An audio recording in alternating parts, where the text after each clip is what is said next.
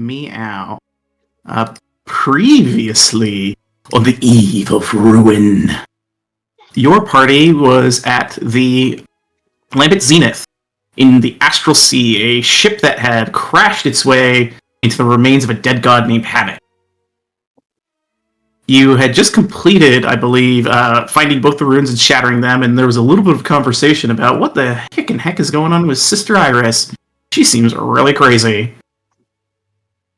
But there was some discussion had, and eventually you continued on your way to go and see if you could basically fix what was going on. You knew that you had to head towards the lower portion of the ship, where the captain supposedly was, and the, safe or what have you, that held the piece of the rod you guys were looking for, and some sort of machine that was aiding in the traversal of this vessel across the Astral Sea. Seemed to have some sort of teleportation ability or something along those lines. You went over the impaled heart. You found Inda, the captain of the Lambent Zenith, a Azamar, who only had one wing, which made flying very difficult for her. And her prosthetic wing that she had to help stabilize her was broken. Had a little bit of a chat with her. She basically said, hey, I can, if you want to help me fix this, I can get back to my crew, and we can get the hell out of here if you guys can deal with the rod piece, if that's what you're after, no big deal. You managed to fix her up, and she liked you guys, so she gave you a scroll too, and kind of said, well, good luck with all that, all y'all. With that, good luck. Yeah. She sort of dipped the fuck out after you guys did your thing. But you continued into the kind of safe room where the rod was supposed to be to find it missing. And the reality was that the heart had been impaled by the ship, and now there was an opening into the heart of this Titan that you would have to go into to see if you could find the piece that is missing. So do that you did. You head into the heart chamber, which was still beating. Strangely enough, this dead god's heart still had a little bit of a beat to it, and the entirety of the heart was filled with this noxious poison that really sucked and was pervading through the whole area, gave you disadvantage on everything. But you ran into a creature known as a Herdelod, by the way, that was munching on some food. Karen got a little curious and was like, okay, it's just kind of watching me, so I'm going to walk to the other side. And as soon as she got out of its melee range, it snapped her up and began to pursue her into the back room, while the rest of you guys played catch-up to try and destroy this creature. I believe it was both Callus and Karen who got gulped by this thing, and Karen, inside of its belly, found that there was indeed a glowing piece of a rod inside of it. She managed to get her hands on it while the creature was defeated, and she exited out the only way that she could think, through the rear. Meanwhile, Callus took the other route, which was through its mouth, and came down a little less gross. But, with that happening, it seemed that the erratic beating of the heart and the arcane magic of the area stabilized, as the thing that was interrupting teleportation magic seemingly ended when you pulled it out of this creature. With that in hand, a number of Vecna cultists appeared on the hunt for Sister Iris, it would seem. They attacked you guys. It was a little bit of a fight, but you eventually beat them down. And we're trying to figure out, well, why were these guys after Sister Iris? She had some splaining to do. She told you she would explain in due time, but really wanted to get out of the poison pit because it sucked in there. You all kind of agreed, yeah, maybe this isn't the best place to...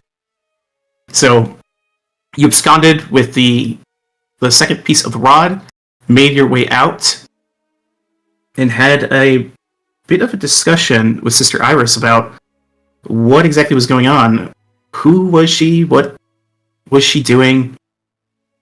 And throughout, I think you had that there. It was before you guys went back to the tower. You went to the tower first because she wanted to go there. Sorry. So you guys went back through the portal that had originally opened, returning to the Wizards 3 tower, where you ran into, I believe, who was waiting for you was Illustriel. it was there that you guys had a bit of interrogation with Sister Iris, whose other eye was starting to hurt. The red eye in her head, and it eventually popped out, leaving like this glass eye on the ground that was not magical at all. You were able to figure that out very quickly, and it was replaced by another golden eye. And she sort of revealed to you generally what was going on. She explained that, some power was going to her. She was drawing worship and granting powers to people, essentially becoming a little bit of a demigod or like small-time deity that she was intent on defeating Vecna and what he was up to, and explained in general her distaste for gods. Elestriel, realizing that you guys were in a place where someone like her should not be, was like, hey, you need to get out of here, lady, because the Lady of Pain is going to come down on us hard if she realizes that there's some sort of godling in here trying to appear on her turf, because she's really nasty about that kind of thing.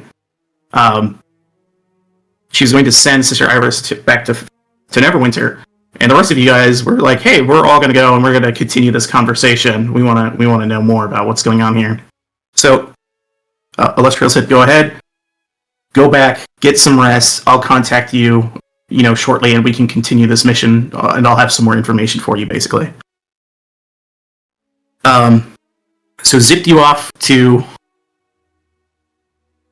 the chambers of one Lord Neverember, whom was in his PJs and quite befuddled as to why you all appeared there. You only asked to be sent to Castle Neverwinter, but Illustrial thought, I guess it would be funny to send you guys to Lord Neverember's chambers. And you guys had a weird conversation with Lord Neverember that ultimately resulted in you all being kicked out of his house.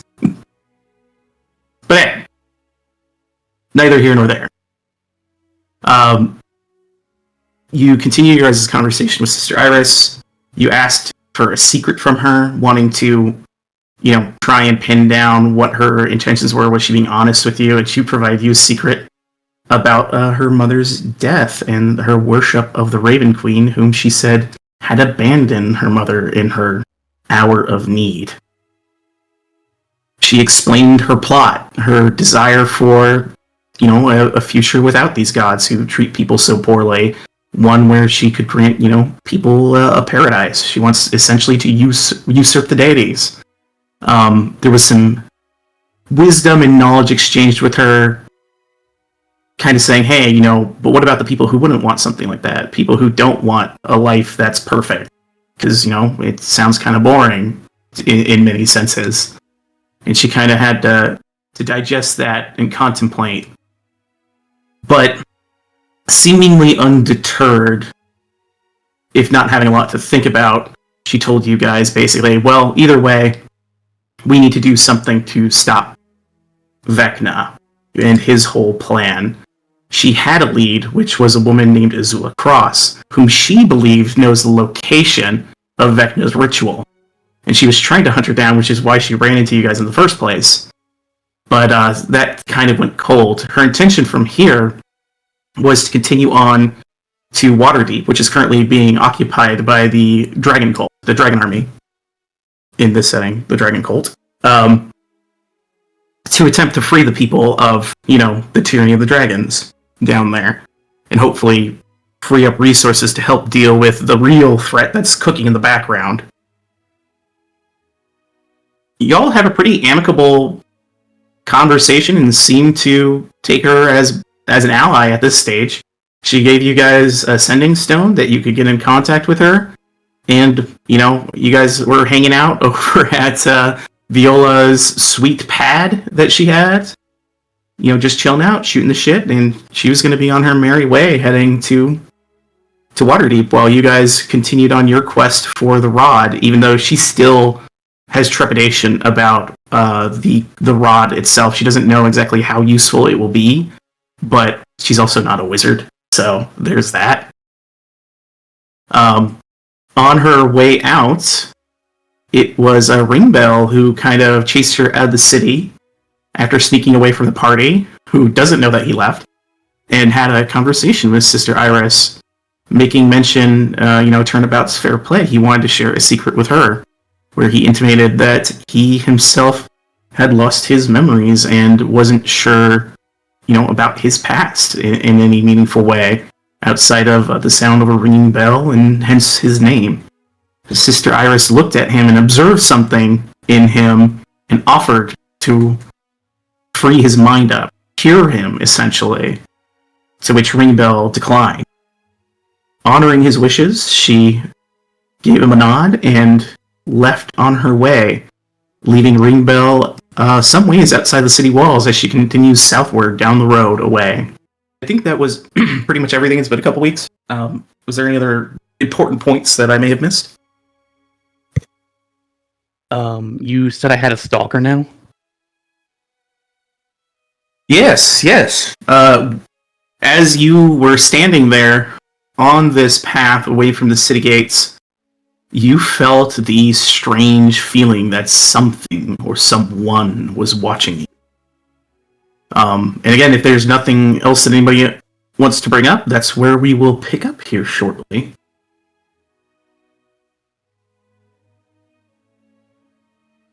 All right.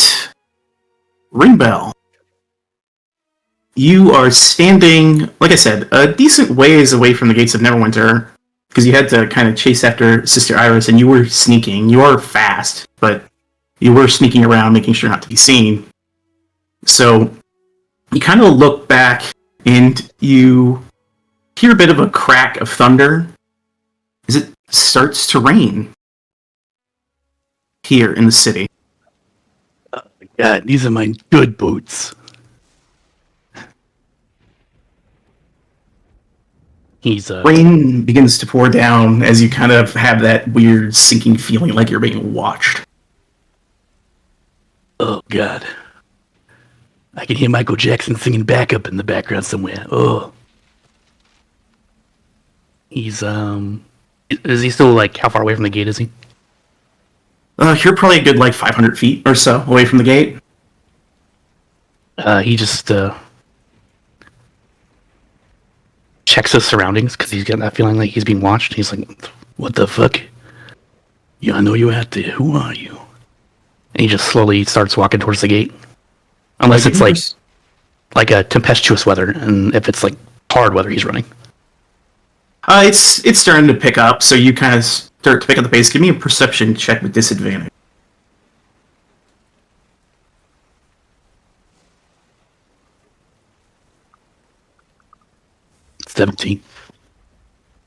17. Oh, the rolls didn't show up for some reason. Weird. You are looking around. It's just kind of bothering you, this strange sensation. Look around through the rain. You don't see anyone. But then you feel like a pinch on your hand. Can you give me a Constitution saving throw? I'm not good at those.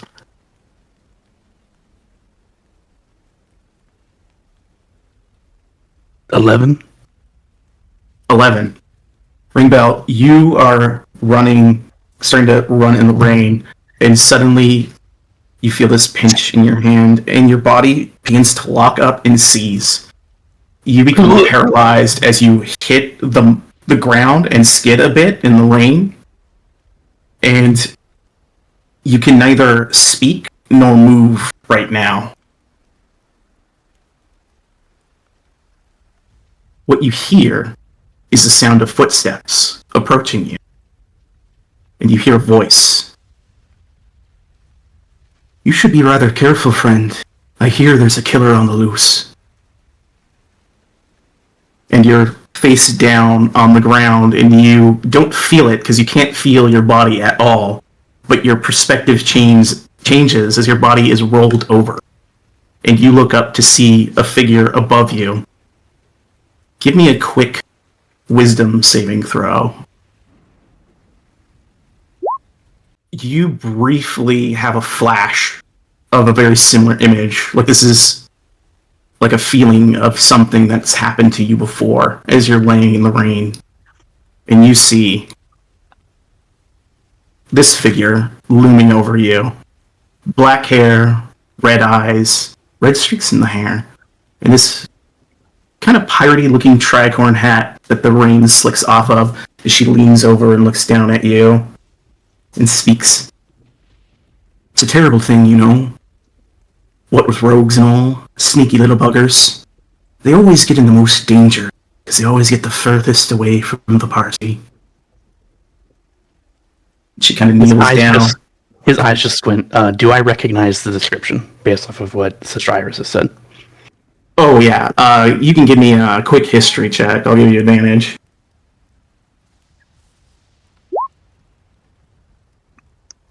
Yeah, this is definitely the woman described to you. You know the name Zula Cross. As she looks down at you, the rain, she has almost a shark-like smile looking down at you. She kind of looks over towards the gate and then looks back down at you and says, "So, it's always nice to have a bit of a conversation with some folks, especially when they're involved a little bit over their head. I wanted to provide you a little bit of information and a little advice, and we'll see whether or not you live. It's kind of a maybe." I don't know how much facial expression he can do right now, but he recognizes her, and he just he's not showing fear. He's a halfling. He's got advantage against frightened condition. He's super brave, but yeah, he has that glint of recognition in his eye, and he's just thinking, I know who's looking for you, but it's just whatever she can see from his eyes. Yeah, and she just kind of smiles and says, "I could tell you'd recognize me. It would make sense. Sister Iris did tell you all about me. I heard her, after all. I've been traveling with you quite a while, friend. Ever since that spidery little cave. Just been hanging around in your pocket. Never found me, did you? Lots of information I got. Especially in that tower, your whole plan. And this," and you see she reaches in and she pulls out a chime. A little magical chime, looks silver. She goes, "Integral to getting rid of old Lord Vecna, ain't it? Now I've got it. Bloody shame that." And she tucks it back away. "So, that's the first bit of information for you, friend. I've got exactly what you need," and she boops you on the nose. "Now, you're all going around fetching pieces of a rod, and I'm more than willing to parlay, and I definitely don't want to stick around with you the full time you're doing it. So, here's what happens. You all continue on your merry way, doing exactly what you're doing.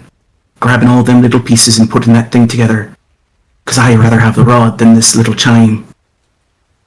And we can do a trade, if you think the chime's more important than the rod, but that'll be up to you to figure out. Kind of squint your eyes a bit if you understand me, friend." He rolls his eyes. "That's good. I'm glad we understand each other."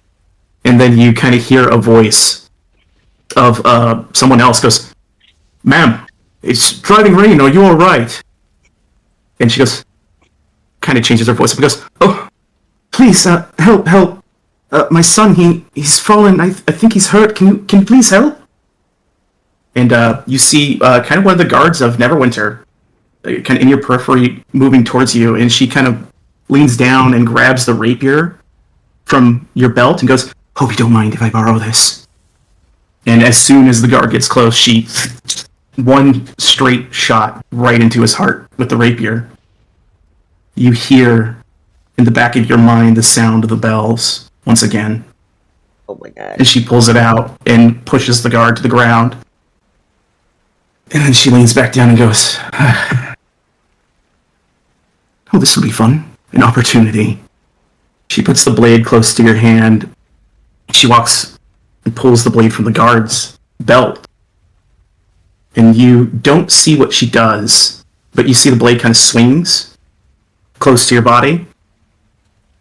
And then she kind of tosses it back over towards the guard. "It'll be a fun little mystery if you die. I wonder who will find you first, more guards or your friends? I wonder if they even know you're gone yet. Oh well. So, the clock's ticking now, friend. couple more things. So I should probably put this on your person just in case you die. And she reaches and pulls out like a kind of sealed up little note and stuffs it in your lapel and pats you on the chest. And then she goes, "Oh, I got another thing for you. Interesting bit of reading." And she pulls out a book that's kind of clasped shut with a little metal lock. She goes, "If you manage to live, I'm sure you can crack this one open easily. Found it in that wizard's tower. Interesting bit of reading. Make of it what you will. It'll be fun, at least for me anyway." And she stuffs it into your bag. I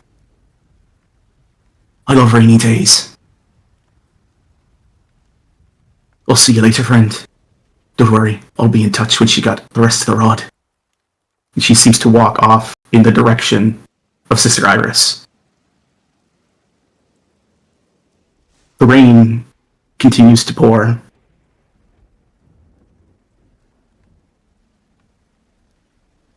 It seems like minutes go by. I need a couple things here. First, I need you to roll just a d20. This is a luck check to see if anyone finds you out here. Yay! 12. Doesn't seem like anybody's coming by. Good. I'm tiny. Your vision is starting to blur. And you begin to realize, as you're starting to lose consciousness... Well, give me an intelligence check. Quick question. Yeah. Am I poisoned? Potentially. Because I have the necklace of adaptation that would help remove or get me out of poison. Just tabletop. What exactly does it do? It gives me advantage on ending it. Well, that's the thing. Avoiding and ending. Yeah. Oh. Well, you've already succumbed to the poison at this stage, so it's going to run its course. Probably have to bring that up before the whole dialogue. I just didn't know it was poison at the time. Yeah, it's all good. Go ahead. I'll let you roll another save to see if you can break out of it before something bad happens. Con save? Yeah, Constitution save. You just want me to roll it straight? I'll give you the advantage. You can roll an advantage from the necklace. 20's not enough. Ooh. You sit there, paralyzed. You're not sure how long this is going to last, and your vision begins to fade. Give me an intelligence check. You're bleeding out. She must have cut like a vital artery or something like that, but you've been bleeding out for a while, and you're starting to lose consciousness and die, you think. So if no one comes along soon, this is bad news. So, we're going to need to zip back to the rest of the party. So, the rest of you guys are still at... I believe you all stayed at Viola's, correct?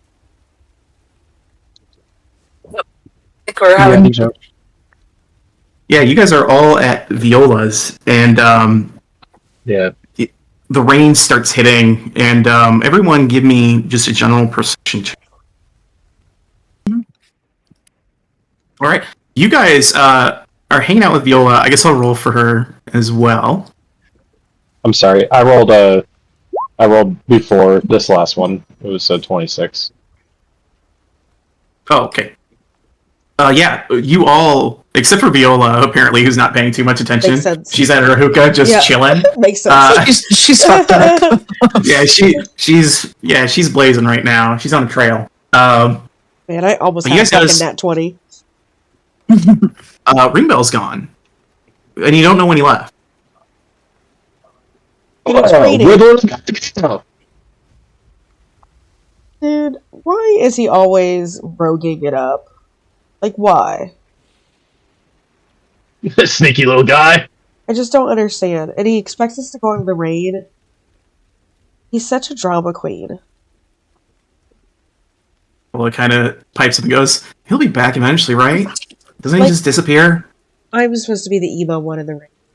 Stupid. I mean, Does anyone know when he who left? said he was being emo? Maybe he Rain? went home. Maybe he went back to the castle for a mayo sandwich. I needed to get some chicken salad. Ooh. Yeah. I don't know. I just feel Yeah, like maybe he's like creeping on Lord Neverember again or something. I feel like Yeah, I the did Bug hear Man that. comments, you know what I mean? Did hear he likes to stand outside his window and stare at him. Wouldn't he have told us about? He likes to announce when he's being a harasser. That's true. That is true. Should we go He- look for him? He didn't We announce probably he should was look for leaving. him. What if Right? he went off to murder someone, guys? You know what? I have been a little suspicious he's a murderer. We should make sure Right? he's not murdering someone. Yeah, you're right. Is anyone good at like tracking? I got a +1 to survival, my guy. Yeah, I'm pretty good at it. All right. So I'm gonna climb on your back, and you're gonna track those footsteps. Okay, doesn't sound like I have much of a choice. My guy. Head bitch in charge. My God. I just really enjoy being on. You know, I didn't think I'd really enjoy being carried around, and then AB just forced it upon me, and now I'm really kind of enjoying it. And it kind of sucks, but also I really love it. But don't tell AB because I don't want him to know I like it. You literally are saying it in front of him. Yeah, but He Yeah. can but totally hear you. But he doesn't have ears, so it's fine. I do have you realize I'm still like a Not human, true. right? He totally He can has hear. ears. He can hear. That's crazy. He's like wind. You're crazy. I've got the perfect hat for this, guys, and you see Viola runs off to another room real quick. What? And she comes back with a little Sherlock hat. He's like, all right, let's fucking Oh my God. solve a mystery. Oh my God. That's amazing. Um, I was full on waiting for you to change her token, and Yeah. That'd be funny. I should have done that. you should have done that. Why I do don't you know, not that'd have be that? funny. Let me. Do I want to do?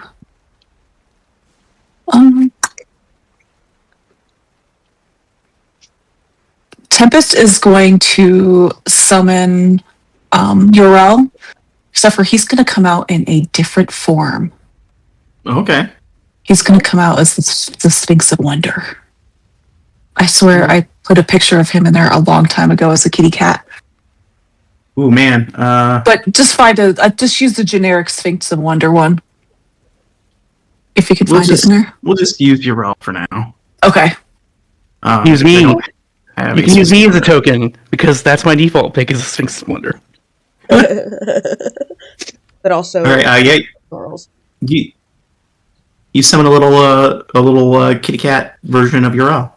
A little kitty cat version. And he rolls up to Karen and he swats her in the face. Why? And he's like, meow. I'm trying to get uppies over here. I can't be swatted. He wants uppies too.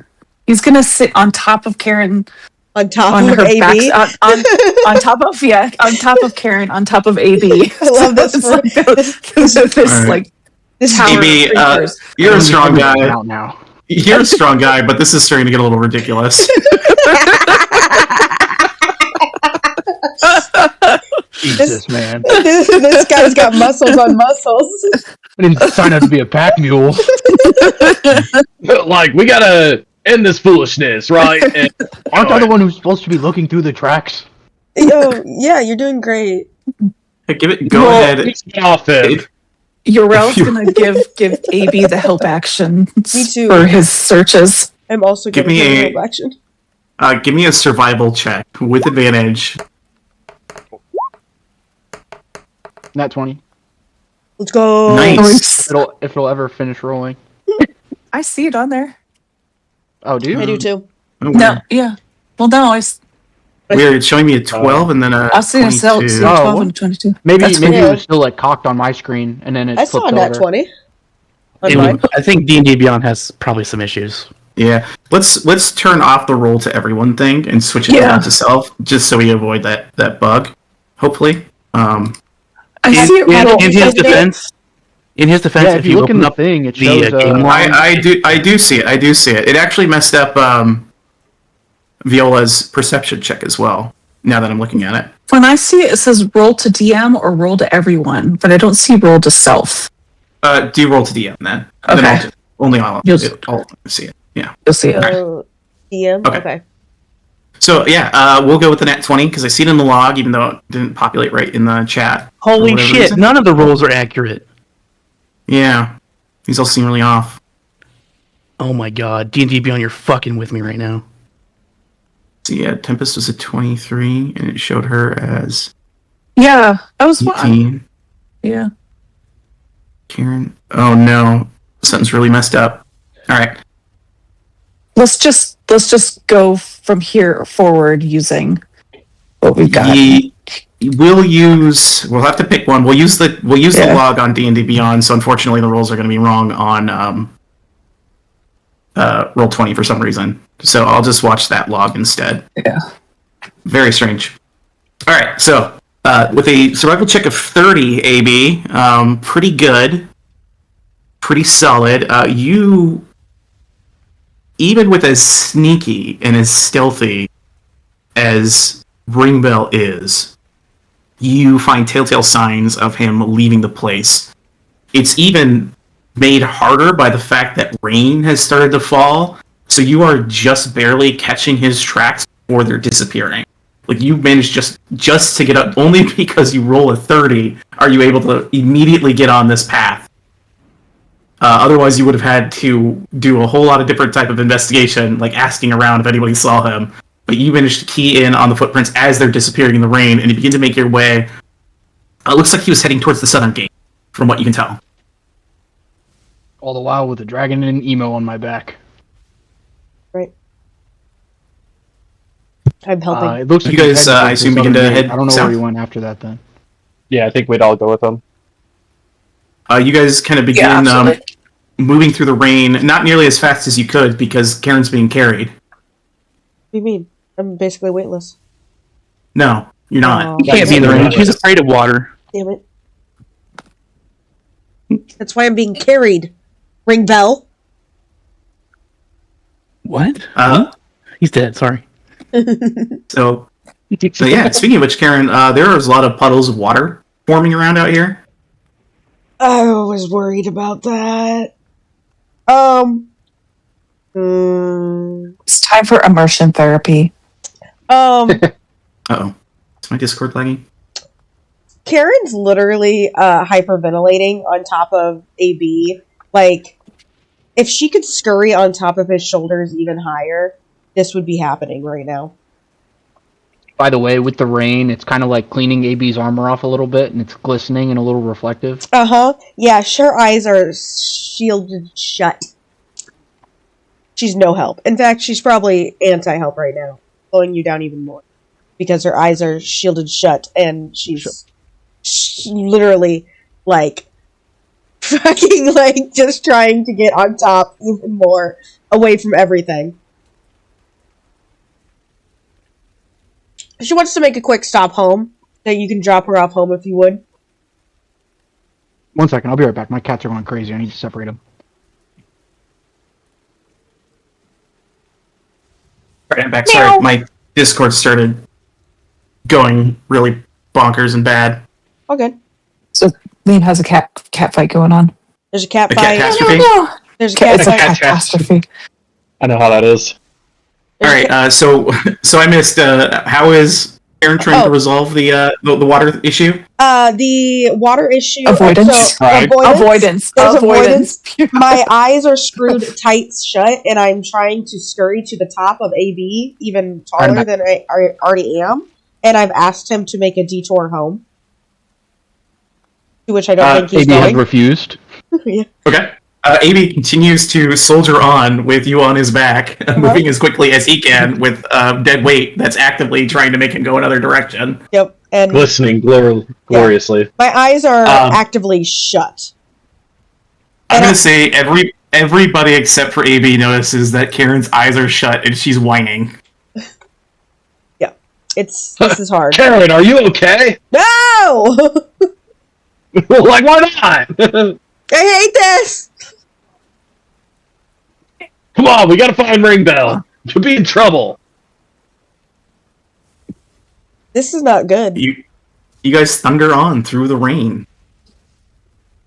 You eventually get to the gates and sort of lose the trail because the rain's fully driven any sort of footsteps and things like that. Kind of going through the city, because of the rain pouring down, it's caused a lot of people to go indoors, so the streets are pretty cleared out. You do see, guards are still about in the general city, but they're kind of taking a little bit of shelter and just keeping an eye out, and they see you guys kind of rush through the rain, but they don't pay you too much mind as you head and you hit the gate, which is open, and there is, a guard post, near the gate, but they're also, kind of under an overhead that keeps the rain from falling directly on them, so they can keep watching the gate and see you guys kind of rush up. And one of the guards goes, "Everything all right, citizens?" No! It's raining. You see a little guy around here? A little guy? Yeah, Like yay big. Like yay big. Yeah, it's like a scarf. Little guy with a scarf. I'm gonna roll out. We're just gonna roll a pure luck He check. talks like this. He talks like a Very, very gravelly. a New Yorker. He goes, "Oh, yes, some time ago, I believe, I saw him leaving this gate. He seemed to be chasing after someone." Which way did he go? Yeah, which way? He just gestures towards the exit out of the city. Thanks. Thanks. And Callus runs the way he gestures. So does Tempest. She's so pissed to be out in the rain. She's just one of those soaked, angry cats. It's fully, fully to the bone. You can see the actual form of her body now. Yeah. From the just angry. The stupid fucking hate rain. All right. You guys make it outside the gate. Give me perception checks. What? No? Can I guidance myself? Can I guidance myself? Is that a thing?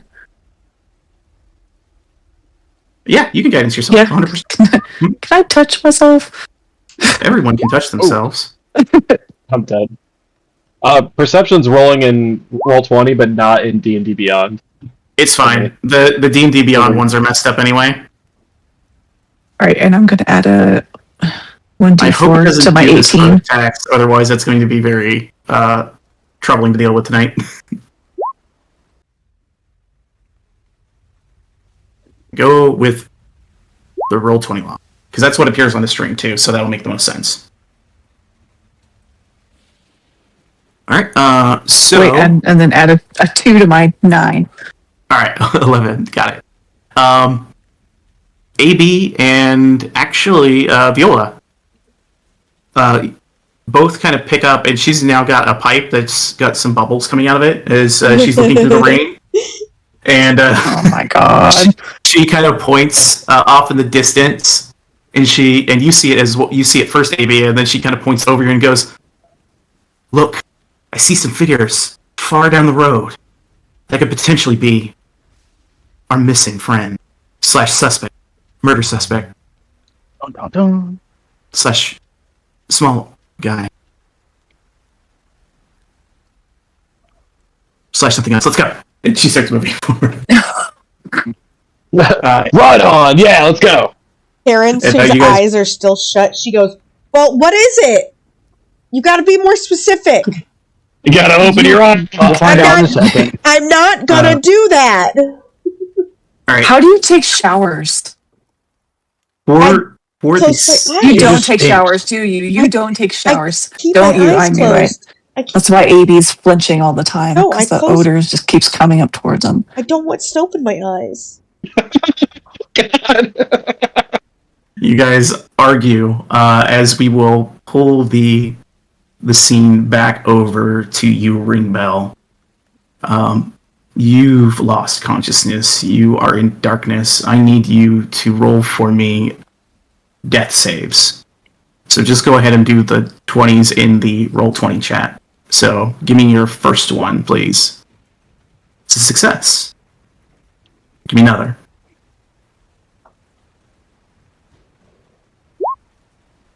Another success. Third roll, please.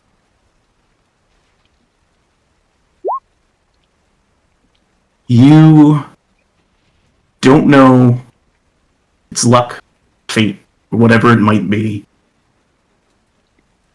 But the bleeding seems to staunch itself at some stage, and you stabilize, still unconscious, in the driving rain. The rest of you, you arrive probably 5 minutes after he's stabilized. Actually, roll me a D4, Ringbell, to see how many hours until you would wake up. 3. So he's going to be out for 3 hours unless he gets healing. But you guys arrive to see... Immediately, you see Ringbell laying on the ground, covered in rain, soaked. You see his rapier off to the side. You see a guard dead on the ground. His blade also laying off to the side. And neither of them appear to be moving.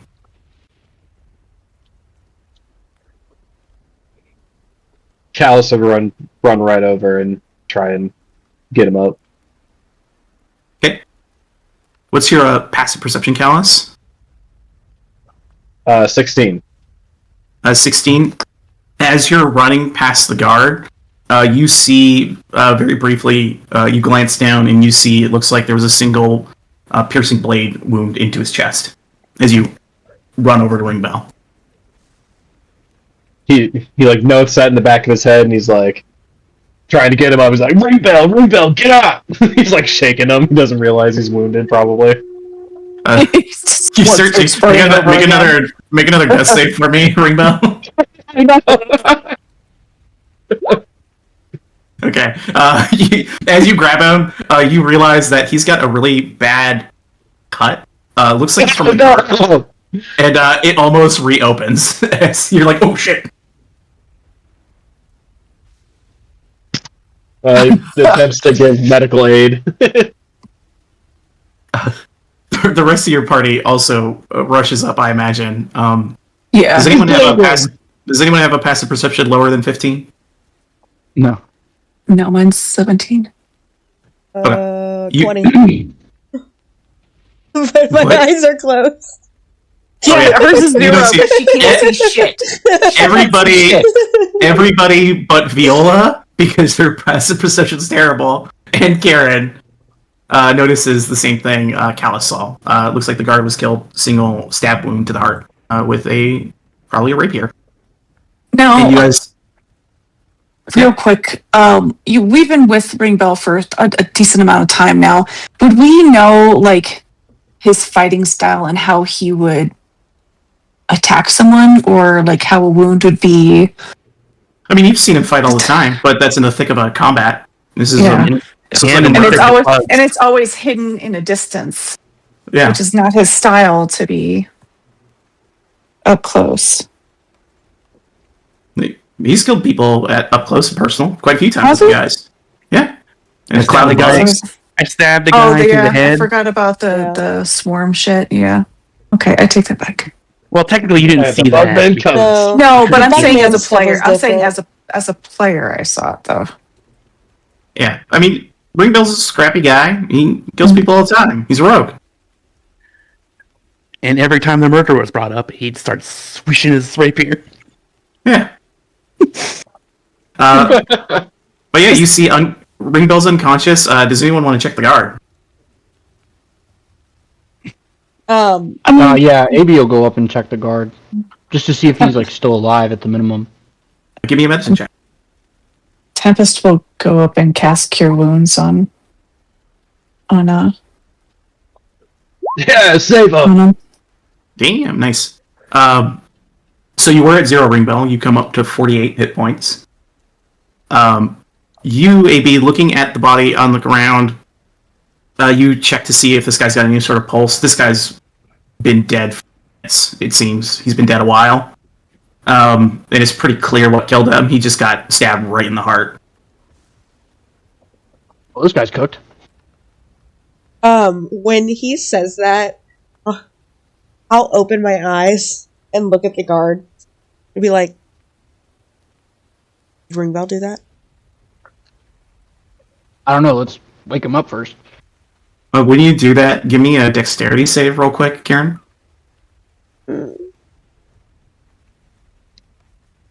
Oh, where'd my... You are able to open your eyes, look, and immediately avoid glancing into a puddle of water. Okay. My God. So crazy. But your eyes flitter open, Ringbell, and you see standing over you is Tempest in the ring. Funny enough. Tempest looks up to Karen, and she's like, "It's raining." He's just whispering, like, because he's still... How is he still poisoned and paralyzed? It seems the poison has not yet left your system. Okay, so never mind. He's just... I guess do a medicine check. Yep, go ahead and give me a medicine check. Yeah, you're scratching your head there, Tempest. You're not sure what's wrong with them. She was so busy trying to give a snappy comment to Karen that she really missed the medicine check. But yeah, the only thing you notice, Karen, is he seems like locked. His whole body's locked up, and he's just kind of mumbling. So with the whole stabbing thing, and with my suspicions of, people being stabbed, and how I've been like, Ringbell has a rapier, and people have been poked and prodded, and how I've been like, Ringbell might be stabbing people. I want to like shift my body over to the other side of AB and be like, Ringbell, you killing people? You kill this guard? Man, he just woke up. Give him a minute. I was like shuffle off of AB and like go and shake Ringbell, like shaking Ringbell. Oh, don't do that. You start shaking him. He has a grievous wound. Tempest is like, I just fucking healed him. You idiot. She smacks her in the face. He smacks her in the face with her tail. Not just like a gentle, she smacks her in the face with her tail. Whoa! He's crying. He's crying. You can't tell because of the rain. Why are you smacking me? Pally. He is over here killing guards, and you're smacking me? How do you know he killed him? Do you I not haven't gotten the whole see story yet. his rapier? Yeah, And the guard also has a weapon too. She backhands fucking Ringbell. Ringbell, wake up! What are you doing laying on the floor? Ringbell, you take a point of damage as you get backhanded by a monk. You hear Ringbell go, What is wrong with you? Can I make a medicine check on this? Yes, you may. You could have done that before you slapped him, but you can do it now. Jesus Christ. There you go. Karen, you look at him, and you're like, oh, he's paralyzed. Oh my God. And that guy's paralyzed. And you think he's been poisoned somehow. That guy's been poisoned God. somehow. You still think he did it? I don't think that guy killed that. Paralyzed? I don't think that guy paralyzed that guy. I don't think that guy killed him. Never mind. I think I'm wrong. And you also realize it's probably pretty lucky that you guys found him and not the guard. Yeah. They might not have had the chops to determine that this dude was paralyzed. Guys, I think we're pretty lucky we found Also- him, not the guards. That guy died immediately. There's a hole through his heart. There's no way he would have inflicted wounds on Ringbell. Yeah, no, I'm least starting not to put defensively. those together now. Strangely enough, Karen, looking at Ringbell's wound, that he has. It looks like an artery in his leg was nicked, and it looks like it's from the guard's blade. Is there any way... Tempest looks at... She just glares at Karen. Is there any way to, like, fast forward this poison condition so we can get answers of, like, who did this to him that I would know of? I mean, maybe there's spells that can remove poison. You got that? I don't. Lesser restoration on this situation right now, or could we just take him home, give him 2 hours, and then we can ask the questions then?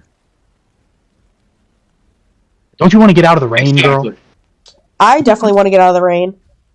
We also need to get rid of this body. Otherwise, I guard This thing needs to go. But here's what I'm thinking: if you have to carry him, then you can't carry me. So I would rather you blow restoration on him so he can walk and you can carry me. Aaron, you're being a real Karen right now. Right? She's being a complete Karen. Oh my god. So if you're asking me the honest Ringbell truth, continues yes, to mumble. I want you to help him so he can move because he looks like he's really struggling. The Bugman. The bug man. AB, he's really struggling. You should definitely use that Oh my spell god. on him. Tempest gets pissed off and she just reaches down. She casts lesser restoration on him. See? Thank She's you, like, Tempest. She's like, this Thank is fucking you. ridiculous. No. She Big smacks advantage. Karen again. Yeah. Like, Fucking smacks her again. again. Fucking tail. I'm gonna take your tail and I'm gonna fucking mount it on my fucking wall. That's what I'm gonna Are your fucking eyes- do. Are your eyes open right now, Karen? You looking around? Is he Yeah. arguing? You know what? I am. Yeah. Shit. Give me another dex save. God damn it. Yes. You barely managed to avoid looking into a larger puddle of water nearby. And she mildly blinded because Tempest keeps whacking her in the face with the tail. She's got fur in her eyeballs. Like when you stare at the void stares back, am I right? As the lesser restoration washes over your body, Ringbell, it's lesser restoration is usually pretty instantaneous, but this takes a second to filter out of your body. Whatever this poison was virulent. It was nasty because it put you out in a second, and you couldn't feel anything. You think it probably would have been like an hour. This would have lasted. And as you're kind of coming out of the poison condition and being healed up, you see kind of standing in the rain above you is Tempest, and you see Viola there, and she puts a hand out to pull you up. She's laying there, and he doesn't take the hand at first. He's like, what? Who has the sending stone? I need it now. Tempest is like right up the against his sending face, and she's like, "What sending stone?" Get this man a sending stone right now. The one that Iris gave us. Oh, that one. Where is it? I have no idea. Somebody. What has happened to it? Who took it? Do you guys remember who has it? it. Absolutely not. Yeah. Hold on. Yes. I think it might have been in the house. Yes, I have it at the house. Whoever is fastest among you, run back to the house now. Tell Iris. It's Azula, me, but it's raining. Tell Iris that Azula is following her. Karen's literally having a meltdown. She's the fastest, but it's raining. What's her speed? 50. Oh god, yeah, she is. Yeah, you're the fastest by a mile. Yeah. I mean, Callus can 35, but you know, it's not quite. I can do. I will. So, Karen, you just sit there whining and don't do anything? Oh my Yeah, God. Callus starts running She back. He starts starts running. dashing back. She'll start running, but she's like, she's like, okay, so if she like looks forward, she's not going to be looking at the roads at all. So she's just gonna be like literally right. looking What about the water forward. coming from the sky? This is- What about She- the water that's surrounding literally you? what she's There's gonna be water doing. everywhere. She's gonna be looking literally at the sky, just not looking This is- at the ground. This But is there's what water I, coming this is down what I from the want sky, from you. though. I feel like we need to set some stakes here. All right, this is Okay. what I want from you. Yep. As you rush back as fast as you can, doing your Crying. best to avoid looking in a direction that would lead you to look into water, which is almost everywhere. I'm gonna need you to make for me 3. We're gonna say 3 dexterity saves with disadvantage. She's crying. And if you roll lower than a 15 on any of these, something's gonna happen. Oh my god. So 3 Good dex man, saves very with close. disadvantage. Can Tempest have given her some It's a guidance small, before she it's a left? small chance. She's got a plus 12 dex. Can so- Tempest have given her guidance like Absolutely as she not. left? Damn it. No. Absolutely not. Well, guys, Plus, that's for Good luck. ability checks and That's not true. saves. That's true. Wait once. It only lasts a Res- minute, uh, too. Nope, Yeah, I'm just go There you for go. it. You need 3 of Resistance these? is a spell, I Yeah. believe, that does it. Yes, 3. Good luck. One. May the Alright, force that's be with you. It's a 17. Okay, and then one more. All Let's right, go. you You did it. narrowly avoid. You are like in a panic, running as fast as you can, and you're bumping into shit like on your way. Literally. You like hit some guy in the street. He's like, "What the fuck?" Like, She's like, fucking move! watch where you're going, dumbass! As you run down the Don't street. want to do this! And you hit the door. You get to the door. Far faster than anyone else. Callus was running behind still, I assume, but you outpaced Callus like crazy. Callus, you're looking heavy. You're like, fuck, he's so fast. She's so fast. Even while she's pretty fast, but she's really fast. Even while she's like pinging around walls and shit like a ping pong ball. Like she's a runner, she's a track star. What should have been you- a simple sprint back turns into a parkour adventure. Yes. I You did it. slide up to the door. I did it for Karen, AB. The door's slightly open. What? Yeah. What do you mean it's slightly open? What do you mean? You guys What do you The door's mean? slightly open. What do you mean?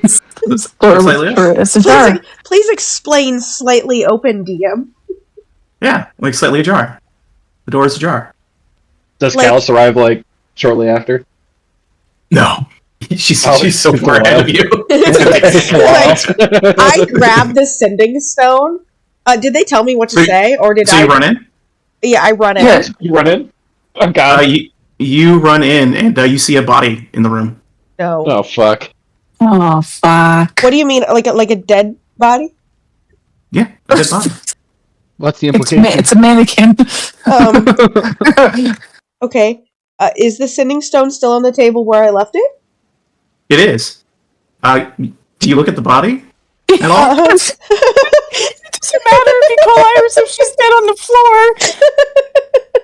I am so scared right now. I'm so my God. fucking scared. I literally. Okay. Did we send Scene. our dumbest member in there? Oh my god! She might have gotten that first, but holy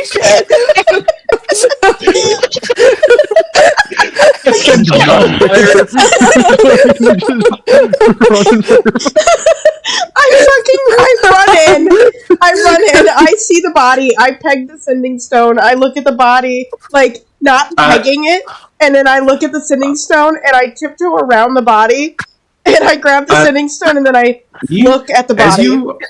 As you grab the sending stone, you look down at the body and you see someone you recognize. No. Who is it? You see Elton Keyword My baby. laying on the ground with a little note pinned to his chest with a symbol of a hand and an eye, and it reads, "Dead men tell no tales." No.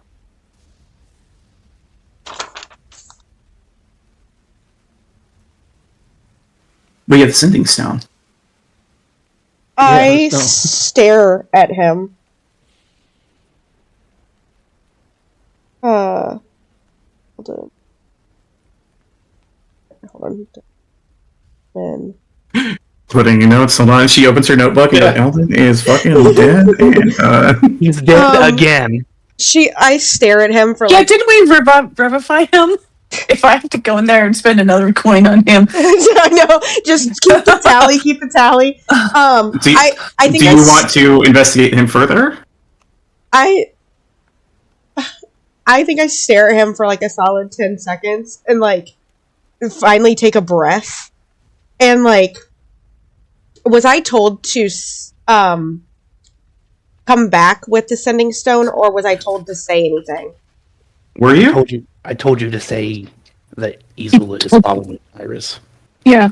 Okay, so I send the message in the stone, and then I put the stone back on the table, and I investigate the body more. I wanted to make sure I got the message out if I was told to send the message out. So I send the What's the message you sent? What Ringbell just told me to send. Which was? The Iris, you're being followed by Azula. Azula's following you. You get a reply back that says, I know. Well, she just tried to kill Ringbell. What? Do you need me to come back? I could. He didn't say whether or not to. That's up to you. I need to go. She just killed elderly. I'll wait for you. I'll keep my eyes open. Just let me know if I need to come back. I put it back on here, and I investigate Eldon's body more. All right. Give me an investigation check. Would we have assumed that the rest of us are also headed back, just at not at the same pace, or? Were you guys? I'll ask you now. We'll jump back to you guys real quick. Did you begin to move after her? Or did you guys stay put? I mean, it's raining, so it's really not like the most optimal place when you've been stabbed. But there's also a dead guard.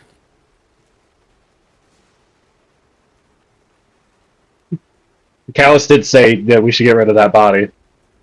Yeah, before he ran off. Maybe some of you stayed behind and got rid of the body. What are we gonna do with Ringbell's body? Ringbell is able to move now. Ringbell's alive, so yeah. He's been cured of the poison, so he can move. Yeah, Tempest got sick of me being a baby, and she did. She did. It gave it to you anyways, you brat. So instead of using one of your low-level cleric spells, you used one of her only warlock spell slots. Yeah. Well, I mean, I don't know why we didn't just carry him back. Because Tempest, I wanted application because she got annoyed is what it came down to, and she's like, Tempest was already annoyed. Tempest can't stand my Karen. Yep. When Karen was carrying, Karening. Use my verb. Karening. Yep. She's like, no. Why do you keep talking like I'm dead? I'm right here. I'm right here. Take my hand and let's go. Let's catch up. We can just tell the guards that someone was killed out here. They'll pick his body up. Go get the guards, fine, but Ringbell's cleaning the swords off. You should probably take the sword. Your sword. All right. I'm not taking go the after sword. Karen. She's an idiot. She might need help, and she runs away.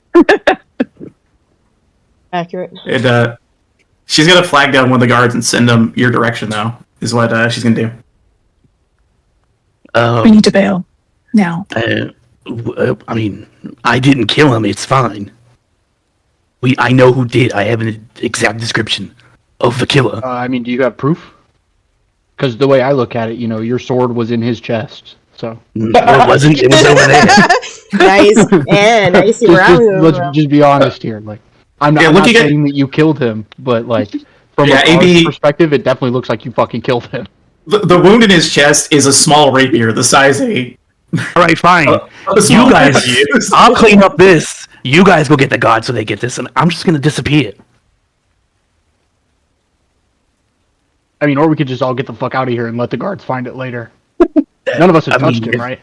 I mean, I don't know. Did you? No, I didn't touch him. Looked at his chest, said, "Oh shit, that's a hole." He did, and then fucking looked away. Yeah, there's also not really forensics in this era, so it's raining really badly. I mean, they still speak with dead, and the god's gonna know I didn't kill him, so whatever. That's true. Let's go.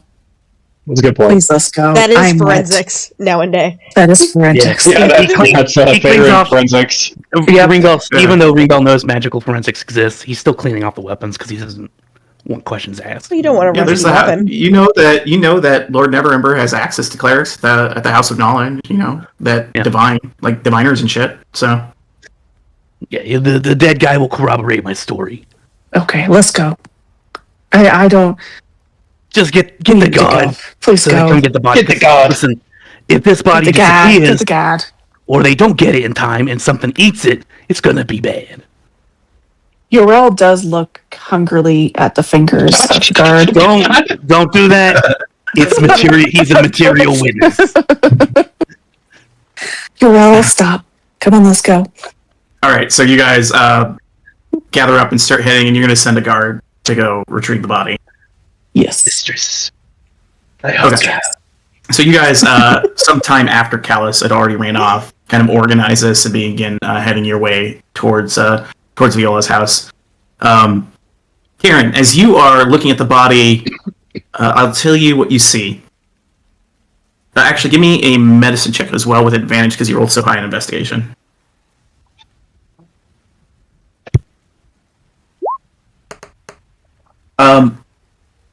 He's been dead a while. You're not sure how long, but this man's been dead. He's got really sunken features. It looks like he was, insanguinated at some point. There's no blood coming out of him. But you do also see there is a singular puncture wound into his heart. That looks like it was done by a rapier. There's also, you see the note on him that, again, it's a symbol of a hand and an eye that reads "Dead Men Tell No Tales." Outside of that, you kind of notice, this body had to be put here recently because you guys just left 20 minutes ago, and it's just sitting here in the middle of the room. So you kind of figure that someone put this body in here for some reason.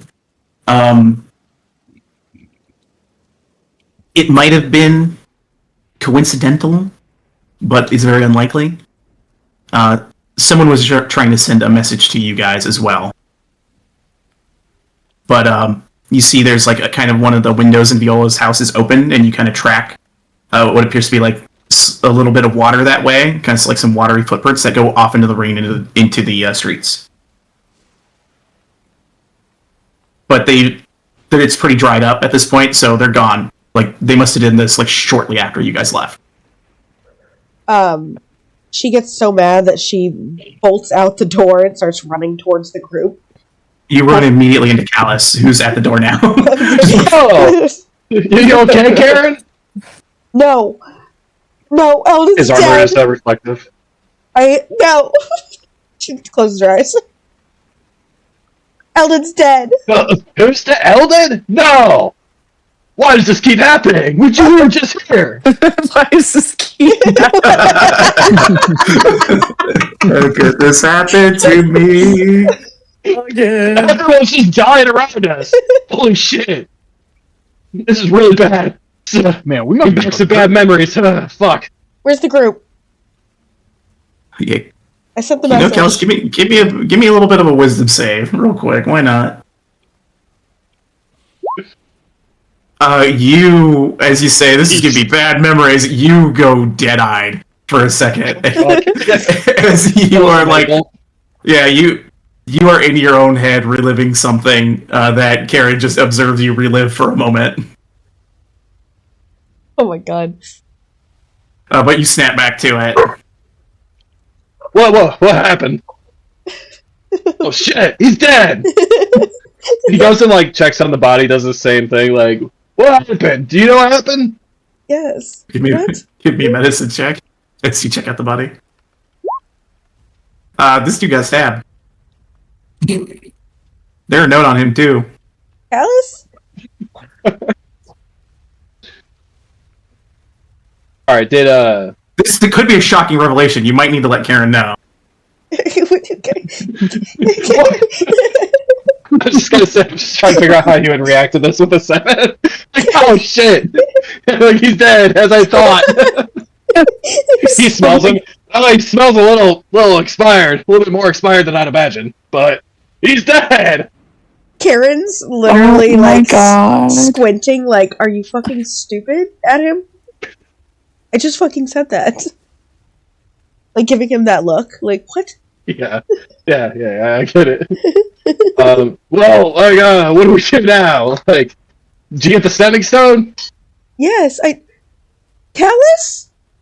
Are you okay? Not really. Oh my god, I need It's uppies. not important right now. And he gives you finger guns. I can't do this. I need uppies. She can only think when she's upside down. I can only think. I can only think when there's blood in my head. Oh, thank God, this feels natural.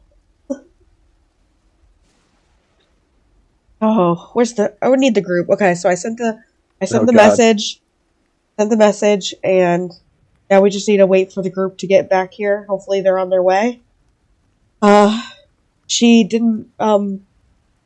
Yeah, she didn't sound very pleased that Ringbell was stabbed or hurt, but this is a lot. Should be pleased? Yeah. One would hope not. Yes, he's hurt. That's exactly what I was thinking. So, like, what are we gonna do with Eldon? I don't know. He's dead. Should we go get a guard? He's dead. Should we get Neverember? I don't know. He's dead. Should we go get God? I don't know. He's dead. I don't know what to do. While these two are panicking, AB, Tempest, and Viola, because you were taking an extra second to do some stuff, right, Ringbell, to kind of clean up the area before the guards came over? Yes. All right. So those three arrived before Ringbell, back at Viola's house, and Viola kind of peers in and goes, "What the fuck? Oh man, really?" Now we have to move to our second polter house. Yeah, he's Tempest dead. is like, didn't I? Viola, he's dead. Revive him? Yeah, I don't think he's revivable anymore. Looks like he's dead again, dumbass. Let me do a medicine check just so that she would get You think you can save this guy? He must have died recently. Oh, okay. I was about to say, how bad do we want this guy alive? I want him alive a lot. Tempest, you're like, this guy, he's totally, this is recent. AB, how much do you love Karen? Player in me knows it won't work. AB will sigh and then fucking bring him back to life. You could try. What spell are you casting? Resurrection. Alright, Oh, I mean, that's a... Resurrection. I need my necromantic baby. He hasn't been dead for more than a century, that's for sure. Give me my hubby. Alright, so the This cost tea of better be worth resurrection it. is 1,000 gold pieces. Are you burning 1,000? 500 fucking gold to bring this douchebag back to life. He's my husband. As Sister Iris told you, what's the cost of a life? 1,000 gold pieces? Yes. Callus forks over 1,000 gold. Tempest is like, absolutely not. Alright, I have to read the spell fully. Give me a second. You use the components. It's gonna take an hour. So you begin to set up this ritual. You've got we'll say you have the diamond, just the equivalent of 1,000 gold. You've got it placed on this guy's chest. You're beginning the ritual. As you are beginning this ritual, Ringbell, you arrive. Hey, oh no. That's the same thing I said, man. I can't believe Tempest like, I can't believe we are spending the money to bring this guy back. So he just keeps dying. I mean, it's Aaron's boyfriend. She's got money. Karen is gonna cry. We spend every campaign saving Crafty's love interest. Every game. It's so bad. This guy didn't deserve it. He does not deserve it, but he's not even part of the story. That one It's just bit, some I leave this motherfucker dead and cold. 100%. Some random douche that we found. But I love him, Daddy. Oh my god. We've spent extraordinary amounts of resources to bring Jabroni back. I mean, technically, this is a drop in the bucket for us. Oh my god. He's really important. Tempest is sulking in a corner. Also, is there, like... Viola brings you a towel, Tempest, a couple towels. Thank you. She looks like one of those, like, wet cat, like... Yeah, this picture right here. Wow. This is what she looks like. In the corner. Just a sopping wet cat. No. She's also using, like, prestidigitation almost like a hairdryer as you're, like... It's terrible. But does it look like there's any, like, he looks like he was stabbed, and Tempest thinks it was recently because she got a 4. But is there any blood on the ground? No, it's really weird, Tempest. Despite this guy dying super recently, you don't see any blood. She's like, do any of you notice that there's no blood anywhere? No, Tempest. Well, he probably got drained. He has no blood in his body. Okay, so where is it? That's a great question. That's a good question. Yeah. Where is the blood? Probably where he was killed. Yeah, probably. Well, it wasn't here then. No, it definitely wasn't here. I mean, I looked at the Yeah, window. this guy's been gone for a little while. Somebody dragged him through the window. And it was definitely through the window when I was Through the wall? The sweat was dropping down his balls. Don't look at his balls. That's inappropriate, Tempest. He's muted, dead motherfucker. Mute. You guys. So, AB, you're committing to this hour-long ritual to try and bring back a keyword here? Yep. Alright. So, you guys have an hour to kill while Can AB Tempest is commit to an hour-long nap? concentrating. Yeah, you can. Just take a short rest while that. You all can take a short rest while this is happening. Everybody but AB can take a short rest because he has to concentrate on this ritual. Karen's snuggling. Callus doesn't need a short rest. He's like awake. He's like, I gotta find it. I gotta know what's going on. It's happening. Everyone's dying. Shit. Ring Still bell panicking a little bit from earlier. reads the crumpled up whatever that was stuffed under his lapel. You had a crumpled up something under your lapel? No, the one that... I didn't tell anyone about that shit. Yeah. Nobody investigated your body either.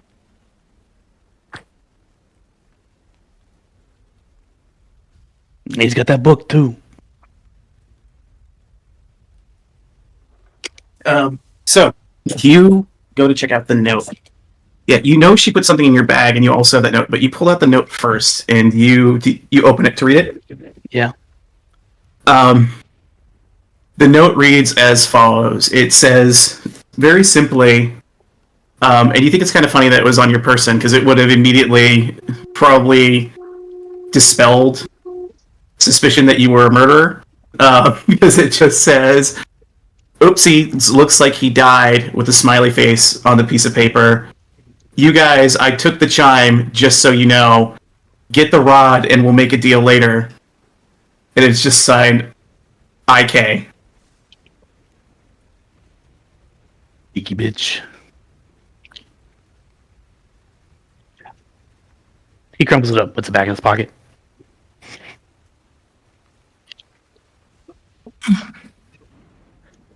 He also smacks his legs where the pockets are, just in case there's more tiny people hiding in there. You begin slapping your pockets. Give me an investigation check. Oh, what's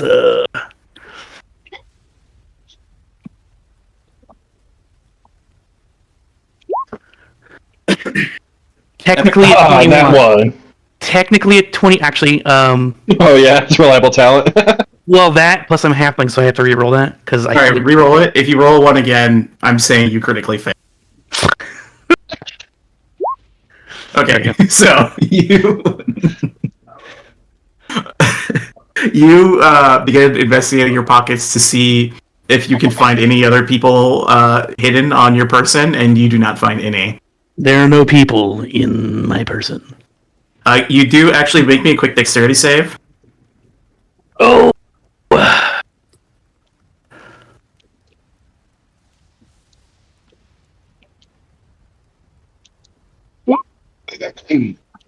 You take 1 point of damage as a small mousetrap snaps your finger.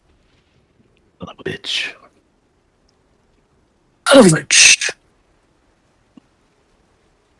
That shit hurts. Yeah, it's very small though. It had to fit in your pocket after all. I get small pockets.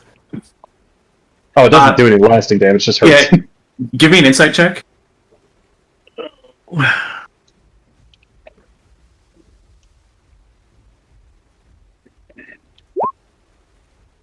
You think this is not from Azula Cross, it's probably a prank from Lord Neverember. Only he could procure such small traps. You won't see it coming. Yeah, and you think back to that you won't see it coming, and you think of this tiny little mousetrap. It's true, it was in my pocket, and I couldn't see inside my pocket. He just writes in his little gotcha diary. Second tally. Lord Neverember is getting his swings in, it seems. The attempted murder of you was not related, you conclude as well with that insight check.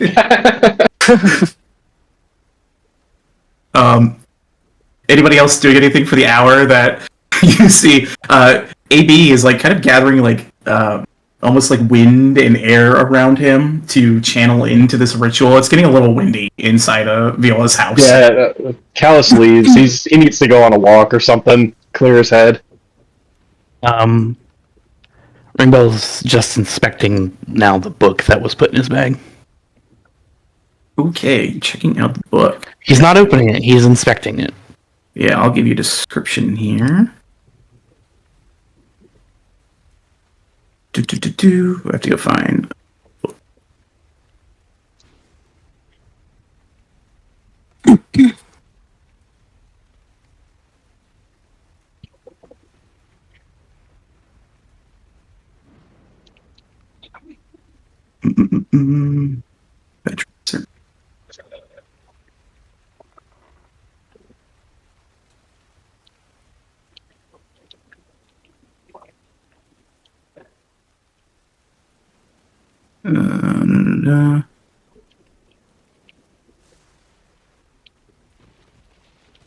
It seems to be a leather-bound journal that's been...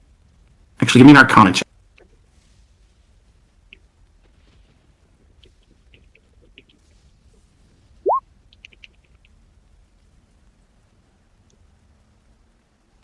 Yes, my Arcana plus 16.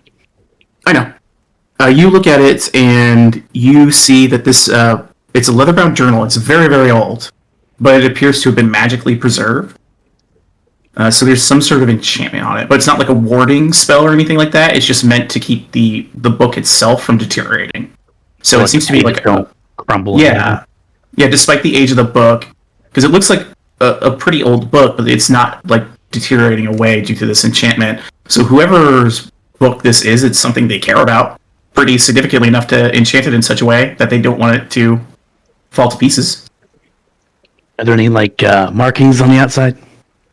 No markings. It just seems to be a black leather, and it's clasped with a little lock. That doesn't appear to be magical itself. All right. Well, he puts it back in the bag for now. Okay. Was there anyone else? Sorry, go ahead. Watching the ritual. Okay. Was anyone else doing anything? Oh, sorry. I didn't mean to cut you off. No, it's good. He was just thinking. Yeah, Callus left and took a walk to clear his head. Okay. Callus, you kind of go off in the rain, or as you go to leave, Viola's like, should we let him go alone? I mean, the last guy who just went alone almost was killed. I'll be fine. Yeah, somebody should probably go with him. Can just one of us go with you, Callus, please?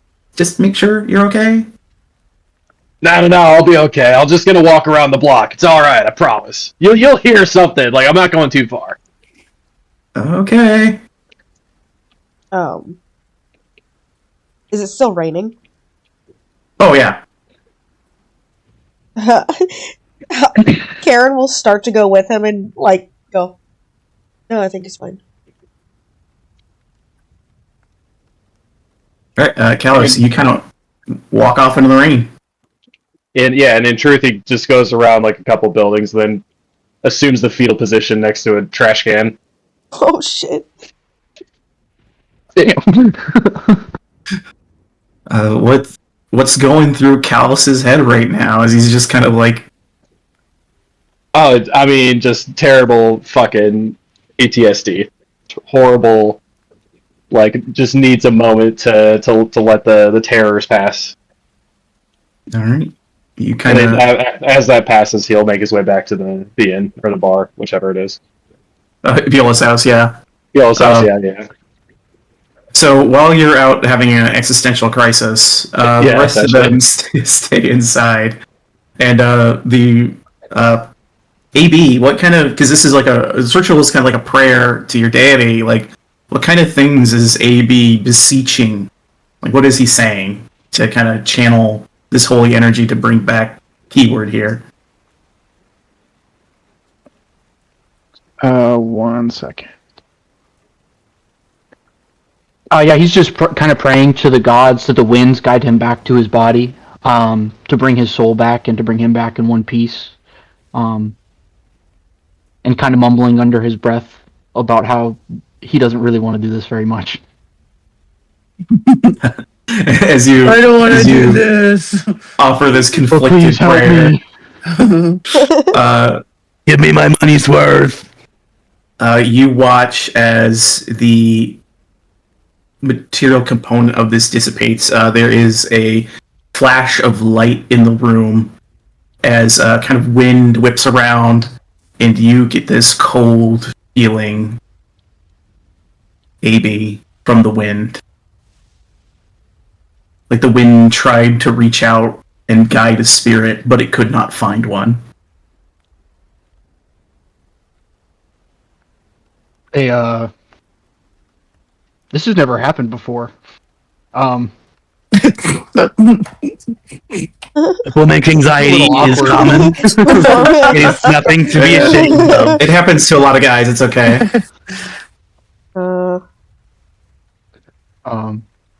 It's okay if you can't get him up. He'll just turn to everybody and be like, something's interfering, or his soul is long gone. But there's nothing I can do. Damn. So basically, Karen, your boyfriend is dead. And you spent 1,000 gold. Karen throws up. 1,000 gold. He just throws up in the middle of it. Throws up. She He was like, what the fuck?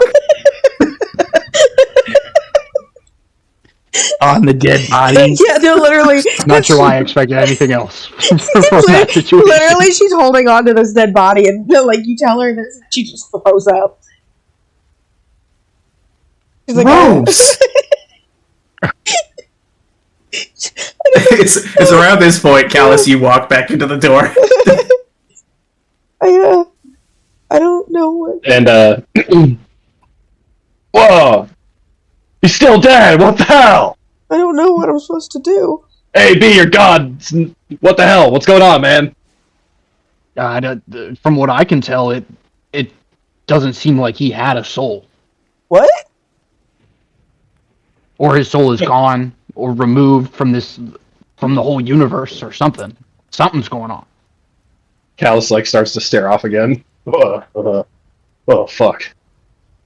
But this is abnormal. I felt the wind's attempt to bring his spirit back to his body, but it just did. There was nothing to bring back.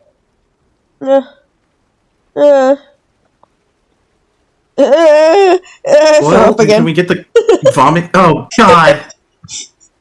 Can we get this vomit-covered corpse out of my house then? Yeah, I think it's a lot too much. yeah. It's at this Oh, time that Tempest wakes up and she just hears vomit-covered corpse out of my house. Yeah, I'll get it. He just picks up the corpse and just vomit kind of sloshes onto him a bit. Takes it out to the outside. He sits him down against the house. Tempest casts prestidigitation as he walks away so that the vomit disappears as he's walking. He didn't know what else to do with him, so he just sets him down. He just sits him upright outside the door like you he's see drunk.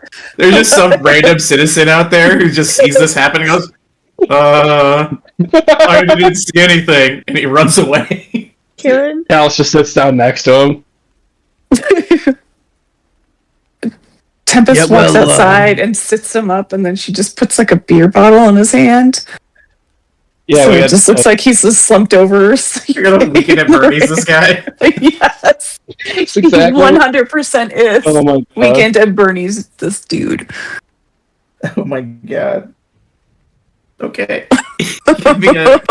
give me a deception check to see if like a random passerbys will assume that this guy's just drunk and passed out. Especially with a guy, I'll give you advantage because Callus is sort of casually sitting next to him.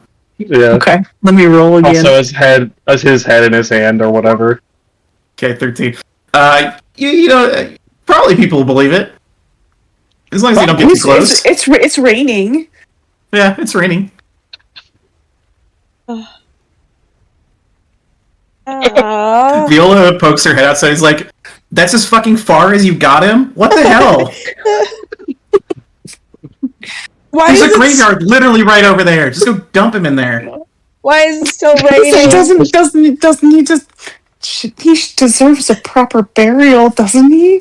Why? He's just some dude. No, he wasn't. Why? And why is it still raining? If we don't do something, then we will listen to her moan and be even more emo about her lost love. I hate this For place. 5 minutes, as compared to my love, who was annihilated on a boat in front of me, who I'm not emo about anymore. But we'll have to listen to it. Maybe he's just gonna come and grab Karen and just lift her above his head and just walk away. Oh, I'm home. Ringo pops out the door. He's like, can you check to see if my body wash is on him anywhere? Tempest searches the body? Does an investigation? I guess. There you go, got 23. You The one that matters. You run this corpse's pockets, and he ain't got nothing. They took my body wash. She gives a little whiff. Does it smell like he's even used it? Or hard to has tell, ever Maureen. used it? I don't think he used his spring bell. He smells mostly like a corpse. He smells like death. No, they stole it. They stole my body wash. My secret recipe. Why would they steal your body wash? Smell me. He smells them. He doesn't smell particularly great. He kind of bled out in the rain for a while and has been sopping wet. No, she smells ring bell. Yeah, same thing. Oh, wait, right. I was out there dying. Never mind. Your body wash sucks. Smell me in the morning after I actually use it. Wait, do I? Yeah, the smell of death. Okay. Yeah. You realize, Ring Bell, your body wash is gone. Son of a bitch. Son of a bitch. A bitch.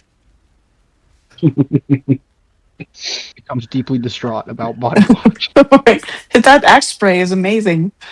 Yeah, he seems the most upset about this. Well, First.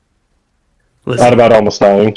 it's The like love? losing it's like losing a favored pet, you know, when you just put all your love and attention into crafting the perfect body wash, and then some cult steals it from you. Family. Do you think that there's some black market for body wash?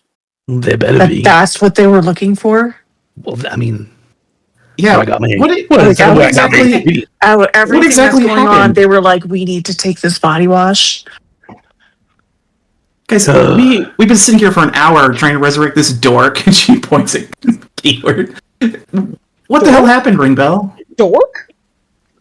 I mean, you sleuths couldn't figure it out. I got stunned, paralyzed with poison, and left for dead. That's about as much as we figured out. By who? Yeah, thanks, doofus. By who?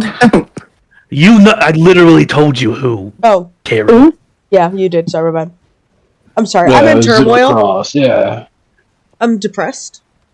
Izula Cross is the murderer that's been stabbing people in the heart. Yeah, I'm depressed. Sorry. He is? She flat out told me as such. Really?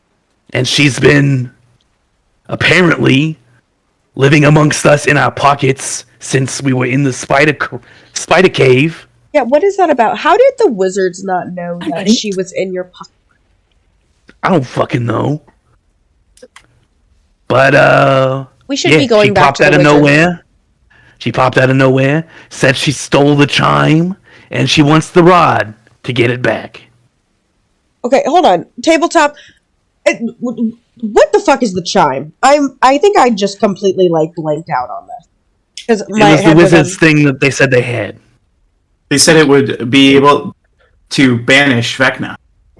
Because I remember the rod, but when did we get this chime? We didn't. You didn't The get wizards the chime. had it. The wizard said it, yeah. Oh. I guess I didn't realize that we had it. We didn't. She stole it from the wizard. No. She was in the sanctum with us. And because So she was in she- your pocket. Yeah. She hitched a ride on you guys when you came back from the spider den you were in. Because remember, Iris said she tracked her there, and you guys never found her. Yep. Indeed. Yes. She might not have necessarily been in my pocket in the thing, but she was on my pocket right after she killed me, or at least right before. You or should following behind me somewhere. I don't know. You should let homegirl know. I did not let her know that part. I was a little in turmoil from Eldon. The thing that's on the Let table. her know what. About the pocket spider. Well, Pocket spider. Pocket Azula? Pocket is Ringbell goes over to the table. Did he get a good look at the Sunny Stone when Iris gave it to us? Pocket spiders. Yeah, I mean, she handed it to Karen, who apparently just set it on a table, so you all saw it. Yeah. I mean, And does it look like the same Sending Stone? Give me a little investigation check. Give me a little investigator-oo. I'm gonna use a luck point to make this an advantage, if I may. Go for it. I'll give you guidance.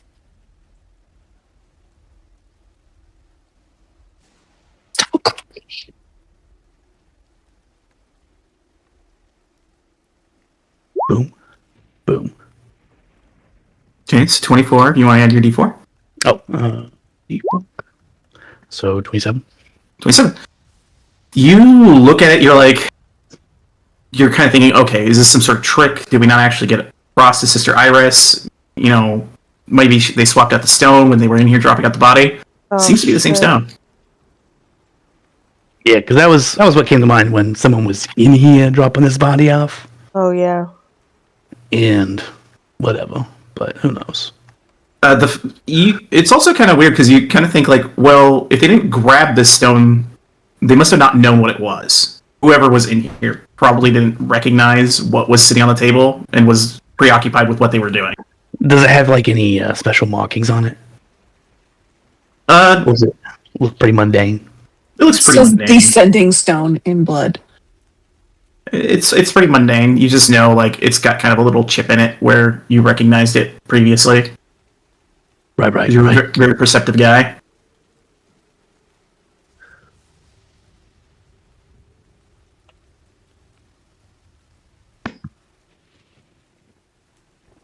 Should we tell Lord Neverember that we know who the killer is? I mean, I suppose, but I don't think he's gonna catch her. Does he know the name? We could ask him.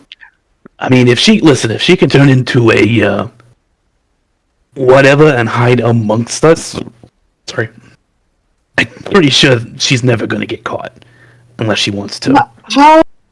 How do we protect ourselves from her hiding amongst ourselves? Because I really don't like the thought of something falling on me. We could walk everywhere naked. That would probably solve our problem. I mean, I've got fur. Did you just say Yeah, walk you're around naked anyway. naked? Yeah. She glares at you.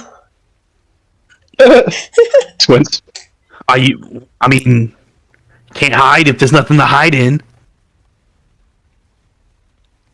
Yep. Whatever. Anyway, do we have a way of poking the wizards? Yeah. She pulls out her tooth. Breaker, book club. Oh, that's disgusting. No! Sorry. You whisper something out on a cosmic level, wounds someone, and the first thing you hear back is, "Yo, what's up?" God damn it! Sorry. How's the book going? Yeah. It's phenomenal. Yeah, I'm having a good time. Yeah. Did Did you get to? You're only on the 4th chapter, dude. How slow do you read? Oh, second book. Oh, second book. Okay. Yeah, Oh, so you got to the part then, right? Yeah. Oh yeah. Yeah. Yo, go on. It's good. It's good. Yeah. Oh my god. You gotta let me know when you get to. Tempest whacks Sorry. Karen God in damn the it, sorry. face. She's My like, bad. focus. Sorry, my bad. Sorry. Just tail slaps again. My bad. Sorry. Other book club member. Sorry, my bad. I'll talk to you later about that. Let me know when you get to the 16th chapter. Yeah, I'll let you know. I'm sorry. I thought you were calling me. Anyway, bye. Bye. So you wait to see if Tasha answers, and you hear, after a moment, you hear the sound of like someone kind of get a muffled voice, like, what's up? Like she's eating something. Hey, I think we're ready to come back. If you guys are ready.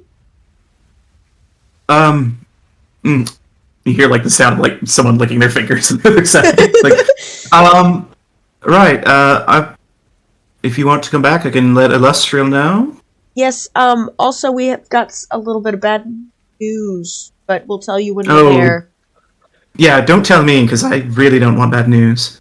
Cool. Yeah. No. Yeah. We'll tell Illustrial. Hey, did you tell her that the time got stolen yet?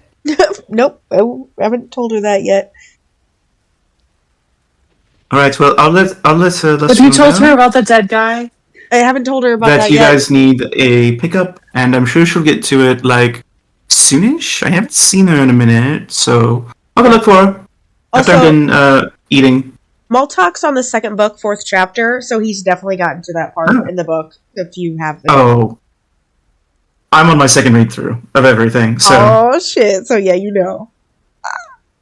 Okay. Anyway. So I have to find another book series after this, I think. Let us know what you find, since you're clearly the faster reader. And then yeah. I mean, I could find some really nasty demonic shit if you want to read it. Let's do that. let's definitely do that. All right. It's gonna get freaky. All right, let us know, and then I guess we have to stop using Breaker. It's triggering to some other being out there, so we'll find something else. Okay. Thank you, and let us know when you're picking us up. I've never said that before. Bye. Bye.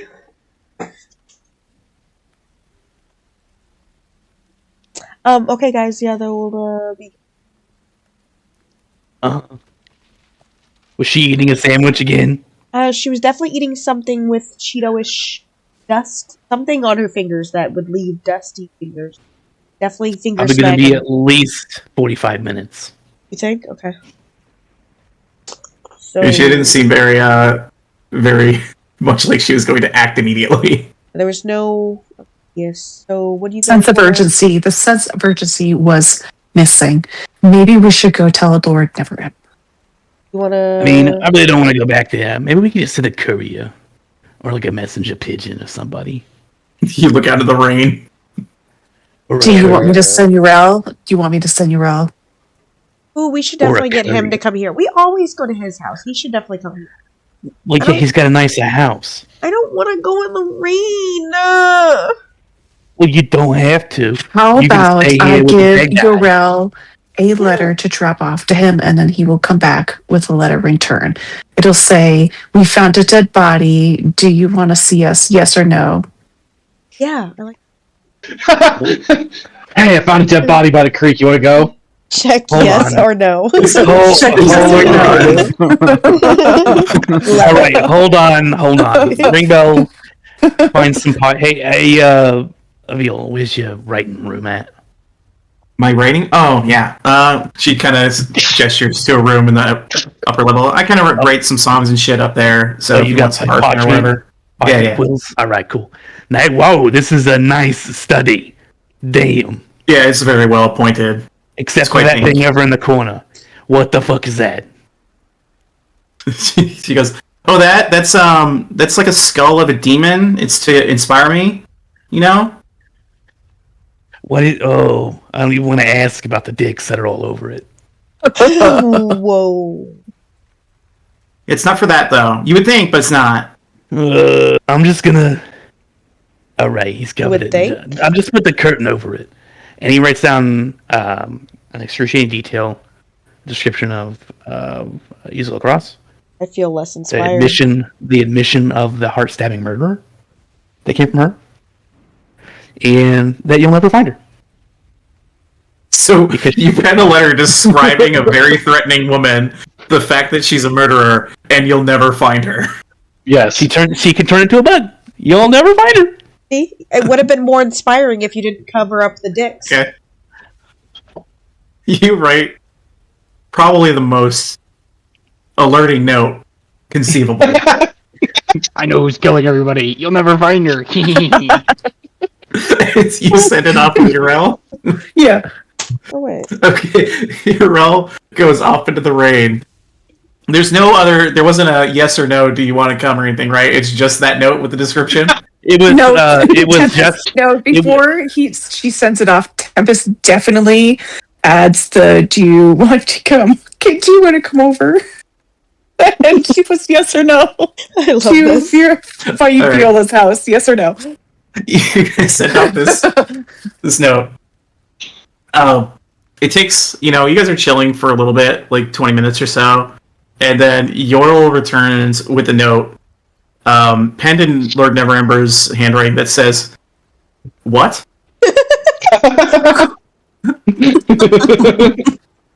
What? That's it.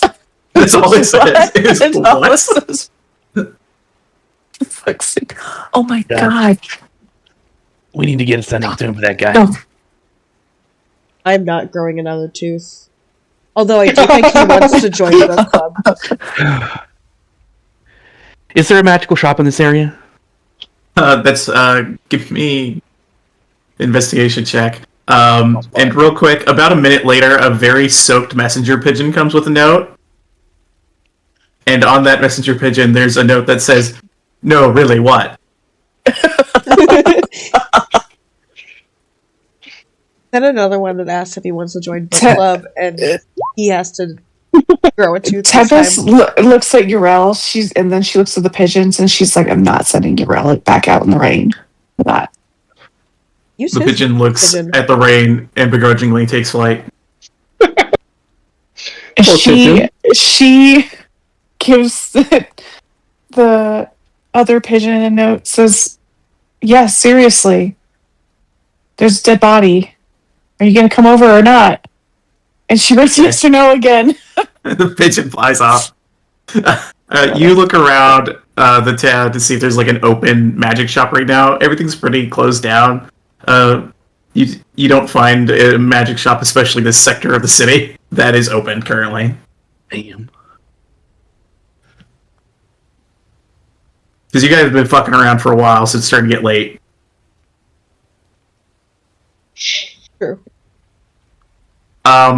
About another 5 or 10 minutes pass, No, another 20 minutes. And another messenger pigeon comes with something attached to it. It looks to be different than the other one. Maybe he gave the other one a break. You're not sure.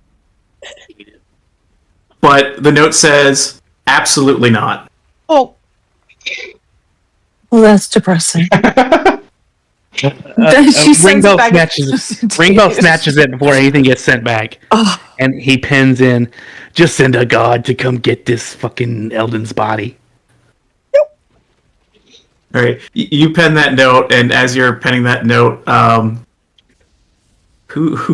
Karen, you hear in your head, Illustrial go, I was told just now that you all wish to come back. oh, she's in my head. We're ready? Ringbell flourishes signs, and then sends the pigeon on its way before anyone else can get their grubby hands on it with bad notes. Right. As it flies away, you see Illustrial appears in where you guys are at. Well, actually, you'll first get a sensation like she's trying to scry on you. Do you allow it to happen? Yeah. So she knows where you're at? Yep. Alright. So she locates you, and then she appears in Viola's house. You guys are covered in rain. There's a dead body laying on the ground. And she looks around and goes, adventurous. Probably best that I don't ask. Yes, we If gotta you're go all now. ready to Now. go, Now, okay. before the spider comes. Hurry. Let's go. I'm not aiding in a murder, am I? No, we it's don't a die here. threat. It's a threat. The cult is Oh. threatening us. Oh, understood. She waves her hands, and she's going to teleport you guys. Back to the wizards. What a fuck. I'm not aiding in a murder.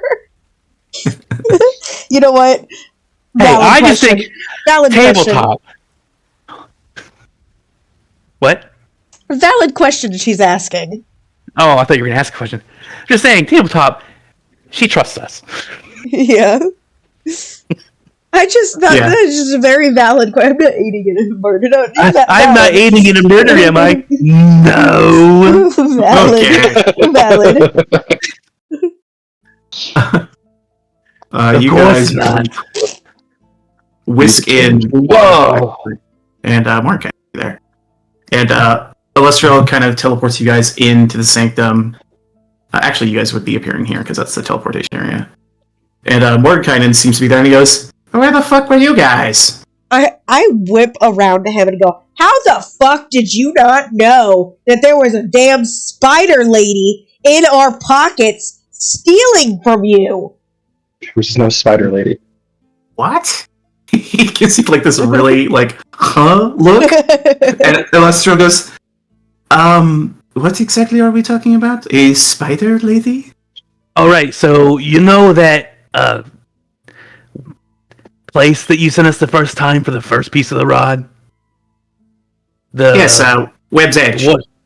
The Webb's Edge, the worshippers of the spider god lady. Both. That's where she's getting the spider lady from. Apparently, there was a person there that hitched a ride back here because they shrunk themselves down and got in one of our pockets. Coincidentally, she tried to kill me, and I almost bled out to death.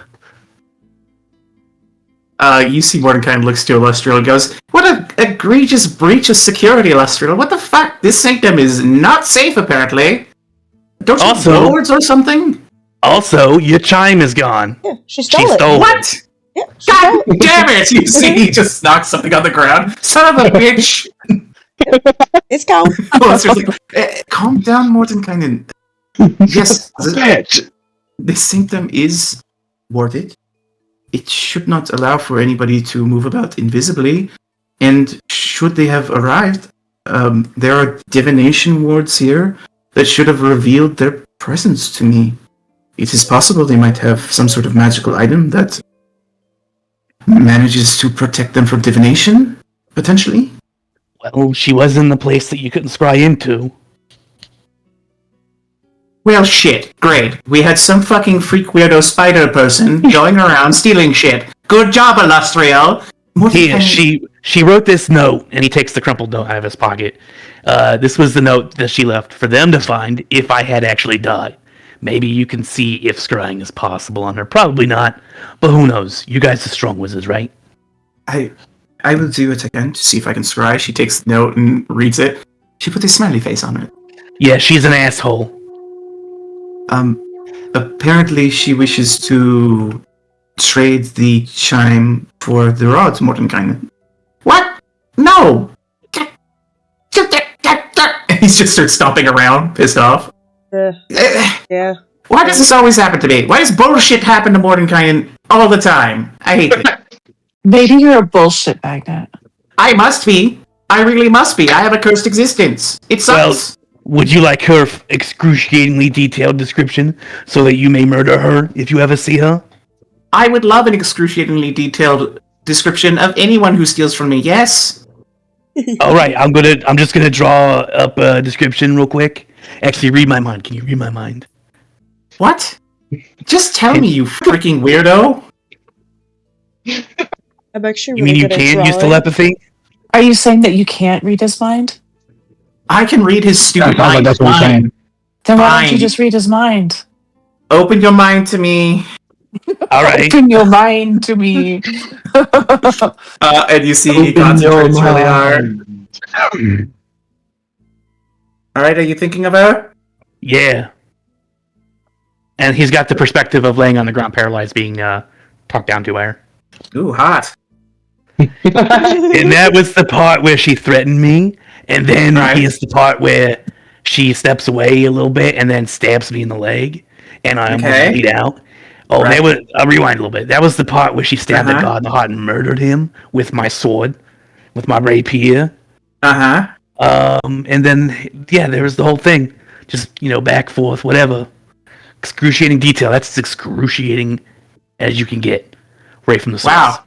She really just kind of left you to maybe die, huh? Yeah, she did. I'm not gonna lie. That's pretty metal.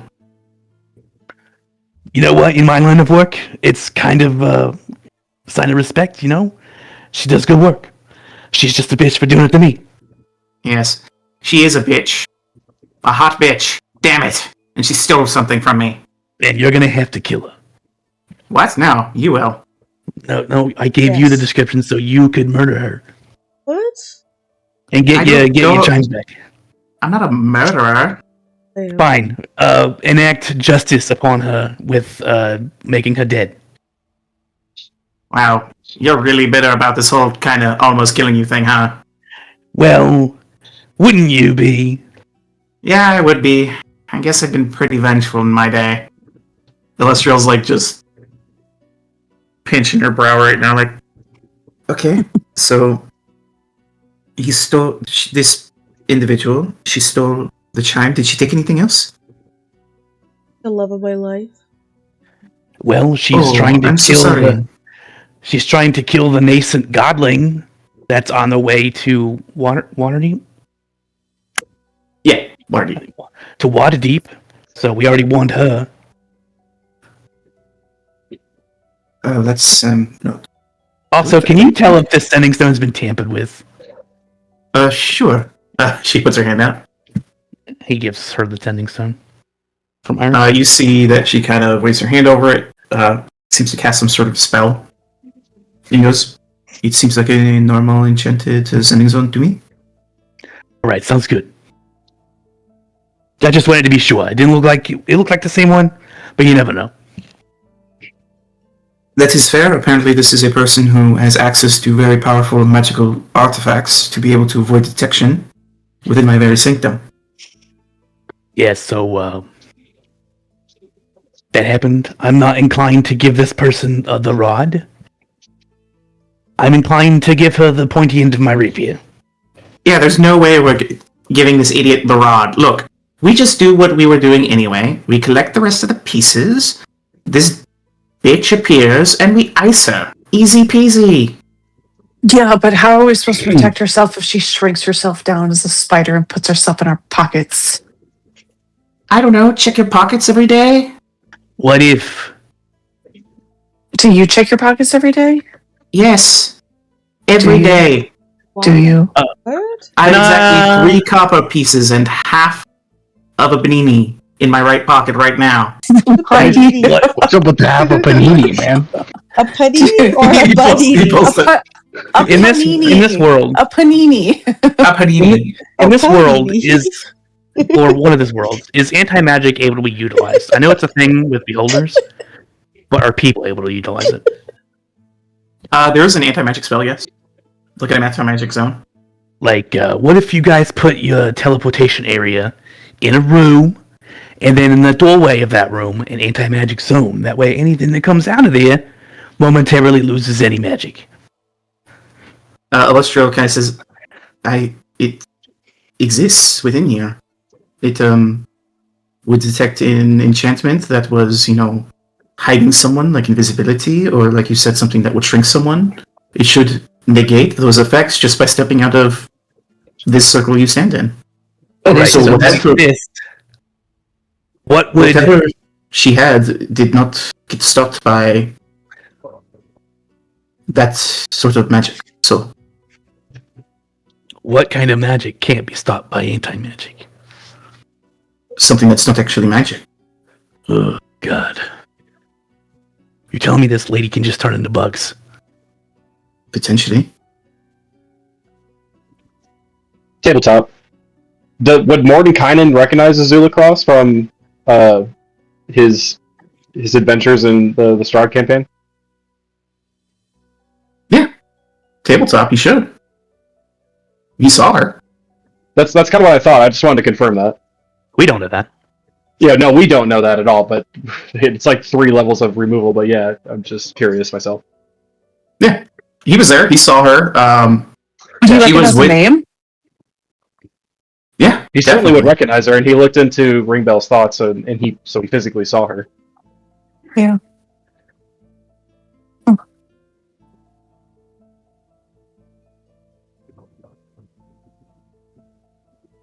Alright, well, at least we know to be on alert and maybe find some way to detect, like, shapeshifters or something.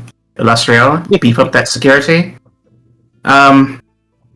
We do have information about your next location that you're headed to.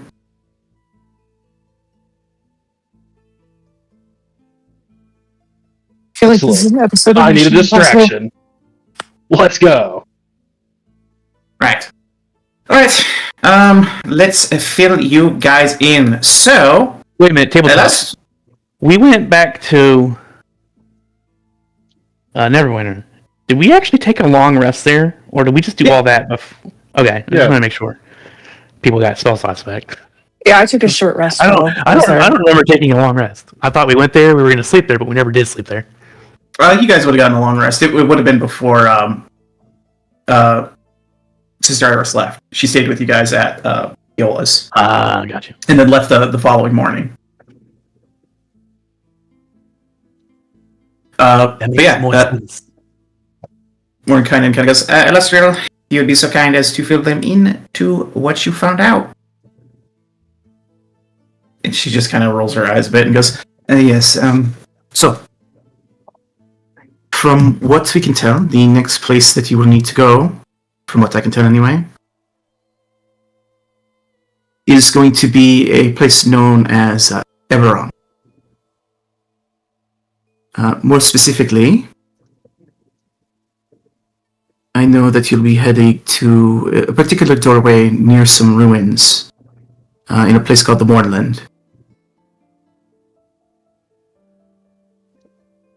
What I can tell you about the general area is that it's sort of affected by some strange environmental phenomena. It's difficult to navigate. You will not be able to do so easily in game terms. Any sort of survival checks made in this area are going to be at disadvantage. It's also rather dusty there, and it tends to make everything slightly obscured. So kind of the issue will also be disadvantage on perception checks because of the obscuring. So survival and perception are both at a disadvantage in the place you'll be going. Okay. I know that there is nearby a place called Well, it will be near Mount Ironrot. And creatures and other objects within a mile of the mountain can't be perceived through magical scrying either. So unfortunately, we aren't able to pinpoint the location of the rod, meaning once you arrive, you will have to find some means to find out exactly where it is. We just know it's in this general area. By the way, did you figure out what that new piece did? Oh yes, one moment please. Let me go. The second piece of the rod will give you the ability to use the Arcane Gate spell once per a long rest. So once per day you can use this.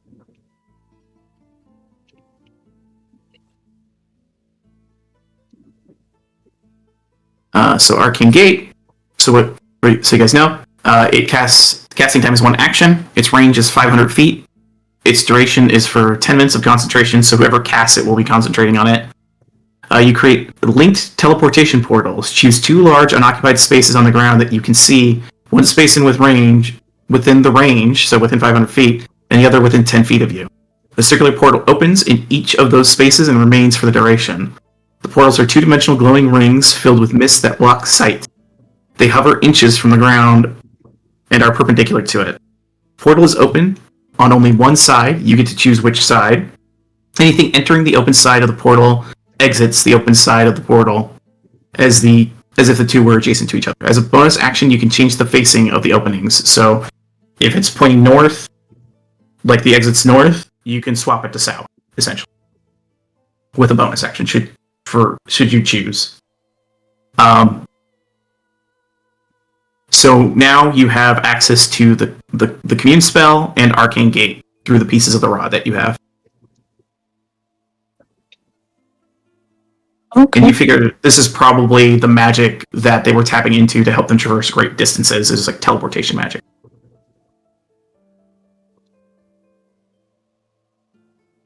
We should hook that up to a boat. Isn't that what went badly the first time? Yeah, but they flew through a dead god.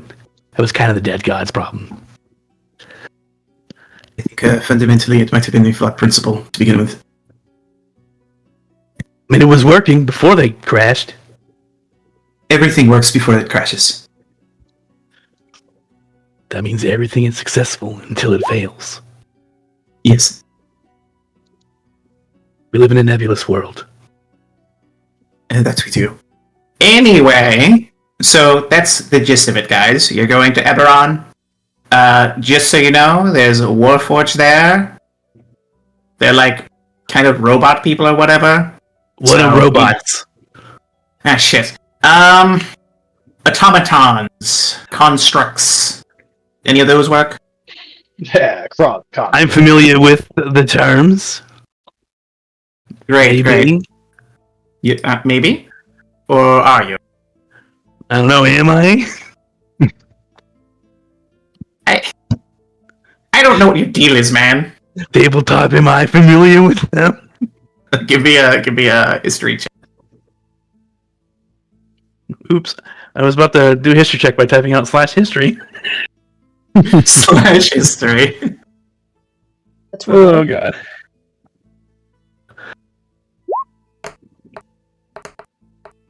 A 17. Here, no shit. This this is so over your head. A 17 ring bell. You know that the Warforged are just kind of constructs. They're formed from wood and steel. They're magically imbued with life and sentience, and they were actually created to fight in a war originally. And from what you know of them at this stage in their existence, they're kind of pretty. Like, there's not many of them in, like, Faerun at all. But wherever they appear, they're kind of just on journeys to figure out purpose, now that there's no longer a war for them to fight. So a lot of them are just kind of wanderers that are kind of seeking answers. Oh, yeah. I think I saw one at a tavern lamenting that they could not drink beer. Poor guys. Yeah, that would be something they would probably whine about. But they're basically people, I guess. Kind of another thing you should know in general about Eberron, since you're going there. I think there was like this apocalyptic event called the Day of Mourning that destroyed a place called Syri, transformed the region you're headed to. So there's kind of like remnants of their last war and all that kind of hanging around. So, there's like other constructs, we'll say, and really, really big constructs, maybe. Stuff like that. Oh, that's nice. I'm still kind of very hurt. I don't know. I like the sound of where we're going. You'll be I was fine. Look at I was you. almost killed. I lost a lot of blood. I'm very small. Drama queen. Am I right, guys? Yeah. I would never. Yeah, just take me to fight somebody or something. I don't know. Don't get too excited, I guess. Holy shit. Can't deal with the drama with this one, I swear. Look, I understand you're hurt and everything, but we were going to be picking you up pretty soon anyway, because we need to get this adventure moving, you know what I mean? Because stuff's going on. Like, I don't know if you've noticed this, but things are getting a little wacky out there.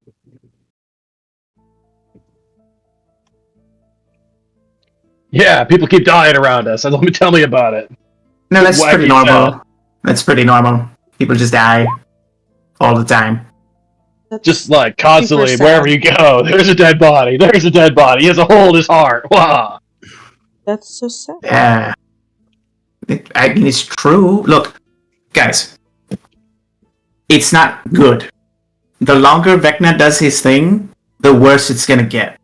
So just, go.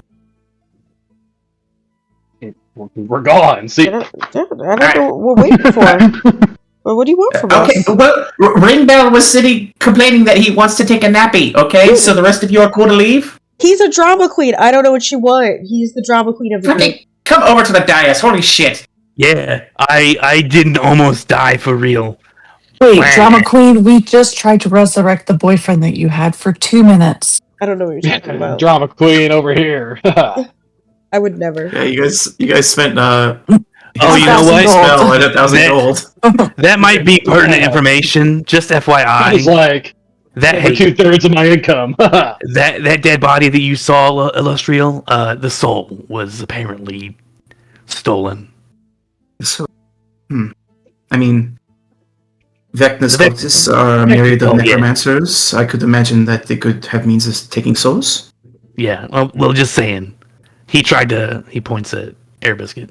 He tried to do the whole resurrection thing, and no soul, no go. Yes, it could be a matter of there being a lack of soul, or soul destroyed, or soul not willing to return. It could be any number of things. Not willing. Yes, sometimes, and she kind of approaches as you guys are heading up there. Sometimes, an individual might have beliefs or a desire to pass on. They do not wish to return to the world. A soul must be willing. It cannot be forced back into existence.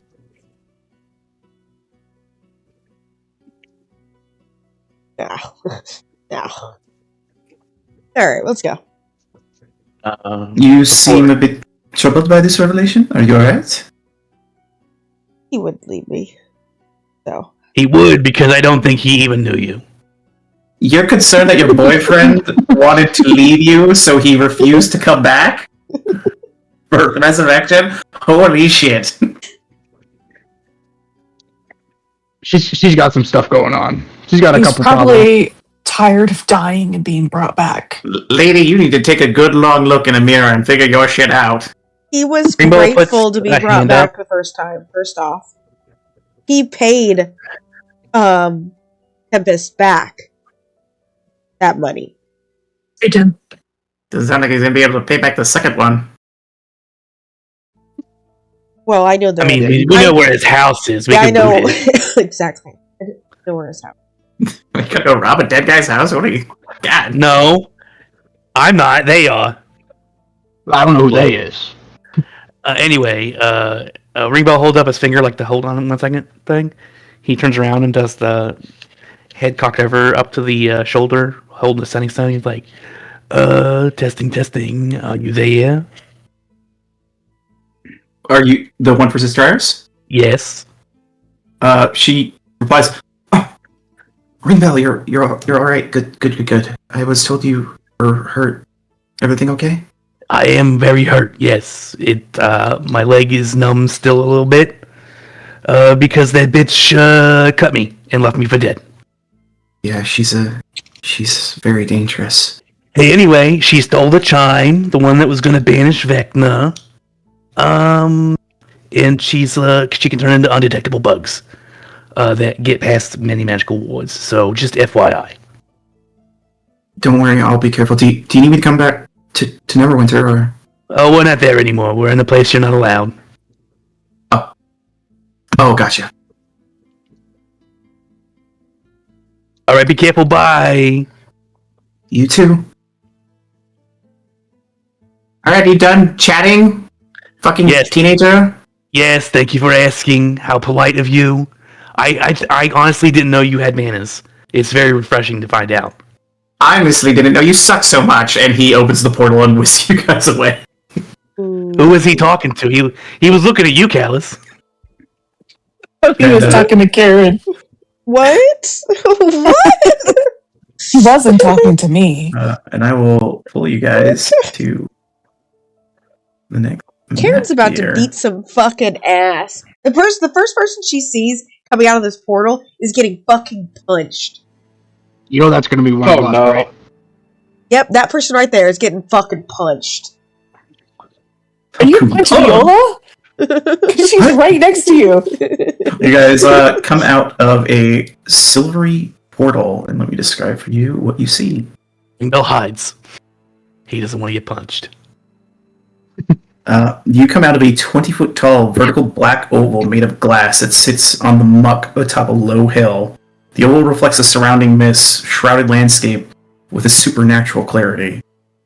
The oval looks like a giant mirror, but it functions as a door between here and Sigil. In the valley beyond, you see very little. It's hard to make things out except for shapes through the mist. You see what appeared to be the destroyed remains of gargantuan automata or constructs. Kind of looming in the mist to the north, there appears to be some sort of encampment. And then even further north is looks like almost like a windmill structure, maybe a town. But you can just barely see it kind of moving in the mist.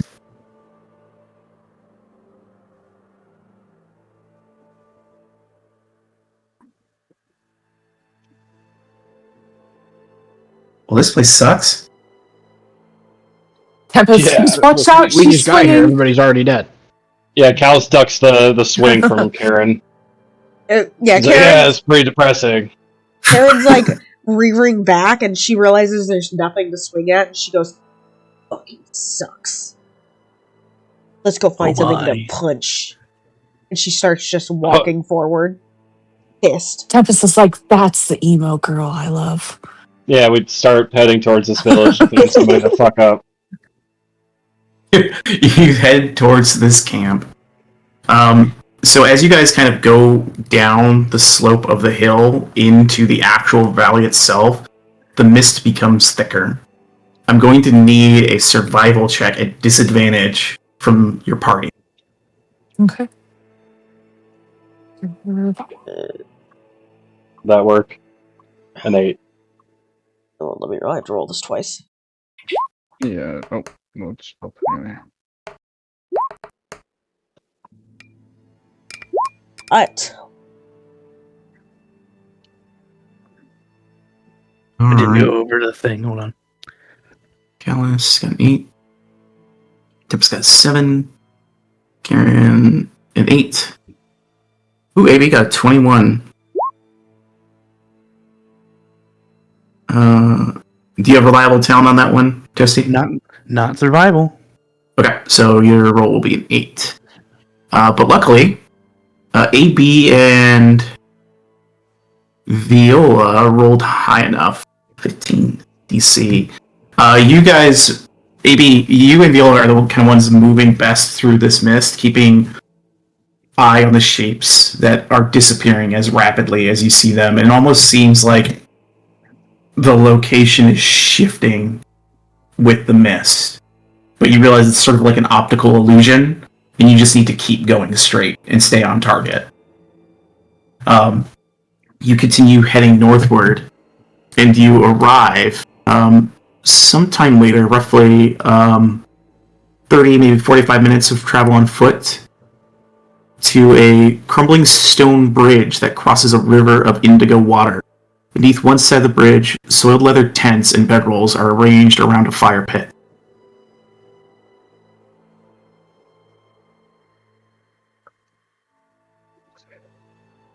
Start looking around for somebody. No one's there, just bedrolls and... Give me perception checks, disadvantage, if you'd like to look around. Ringbell is sneaking behind the group.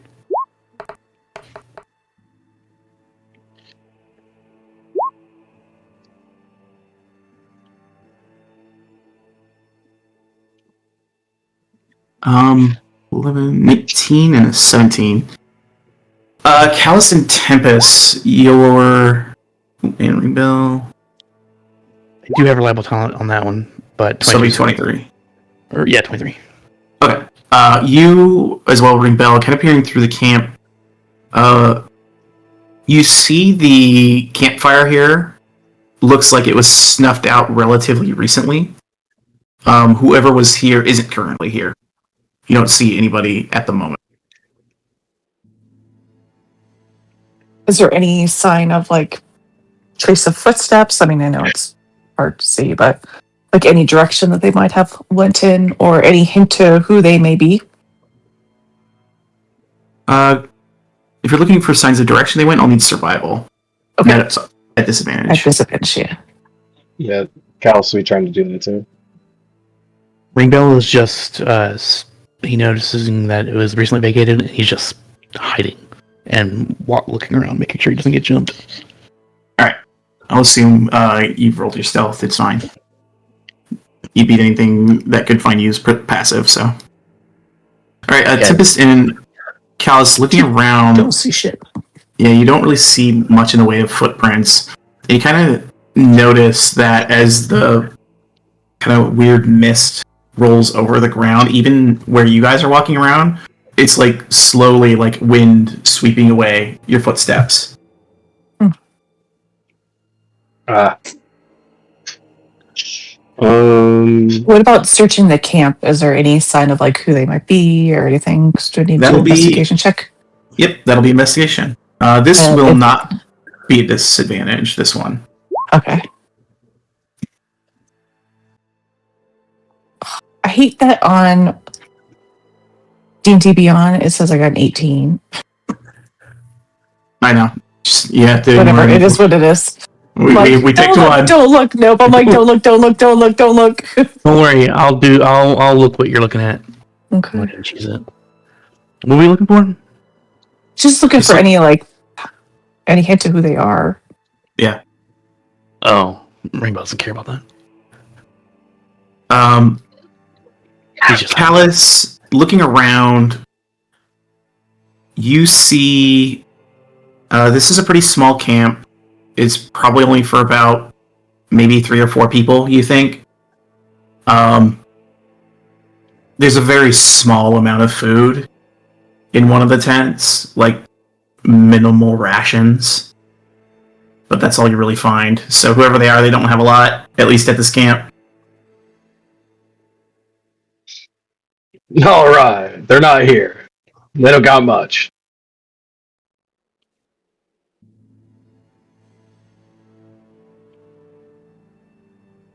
Well, do we just pick a direction? Do we see this other village in the distance? You saw it when you were up on the hill, but to navigate to it now is going to be harder. You have a general idea of where it is, but you'll have to work your way through the mist. You don't directly see it. I say we follow the river. So with Callus saying that, is it like the rations are old, like they were recently here, or are they... You can give me another investigation check if you'd like. We'll say. Hard to say. It doesn't like that specific question. They don't look. I mean, they're kind of like hard tacky type rations, so it's hard to tell how old they are. Yeah. But there's not a lot of it. These people might be strained for supplies potentially. Okay. What do we know about Eberron? Like, as characters? Only what was told to you. Okay, so we know nothing else. Okay. It's a war zone. Well, that's what I'm trying, like, what do Yeah. we know is a war zone? Is I guess You- we're kind of going on. You were told that it was at one point a massive war zone, but that war ended some time ago. Okay.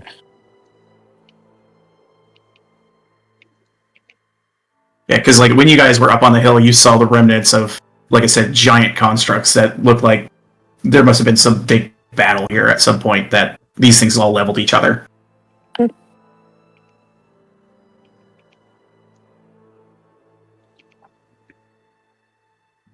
You guys are currently at the camp. I mean, it might be a good idea to follow the water. I mean, is the fire still going, or was it put out? I can't remember if I heard you say that. I think he said it had been snuffed out not too long ago. Up, down, okay. So they're probably not coming back anytime soon. The tents no longer have personal effects in them. No, it doesn't look like there's anything else here. But it does, like, give me an insight check, I'll say.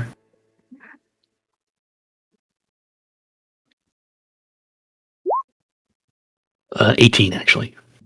Kind of looks like a staging ground. You kind of think to yourself, this might be like a way station that whoever travels through here uses, like maybe stops here and rests, but Okay. packs light and keeps moving. So these But tents that are up They've right been coming now, back. they're more like permanent tents instead of like collapsible ones that are meant for quick storage. Yeah, they seem more permanent. Like these, it seems like whoever's here is using this as a striking out point. Right. So maybe okay. maybe scavengers or something like that. The waypoint. All right. Yeah, this isn't a tent people tear down when they leave. This is just something they leave as is and use when they need to. All right. So there's no telling when they'll be back. We might as well just forge on. But probably keep an eye out, so you never know. You guys want to try and follow the river? Yeah. Are you- what's that? You know from your kind of peak on the top that the west side of the river is where you saw that windmill. So do you cross the bridge? Because you're currently on the eastern side of the river. How big is this river? It's roughly 40, 50 feet wide in the area you're at. This is probably one of the smaller points maybe that they built a bridge across. Okay. I would say cross the river, not knowing if there might be another bridge up there. It might be shallow. Who knows? It's like a Karen, go test it out.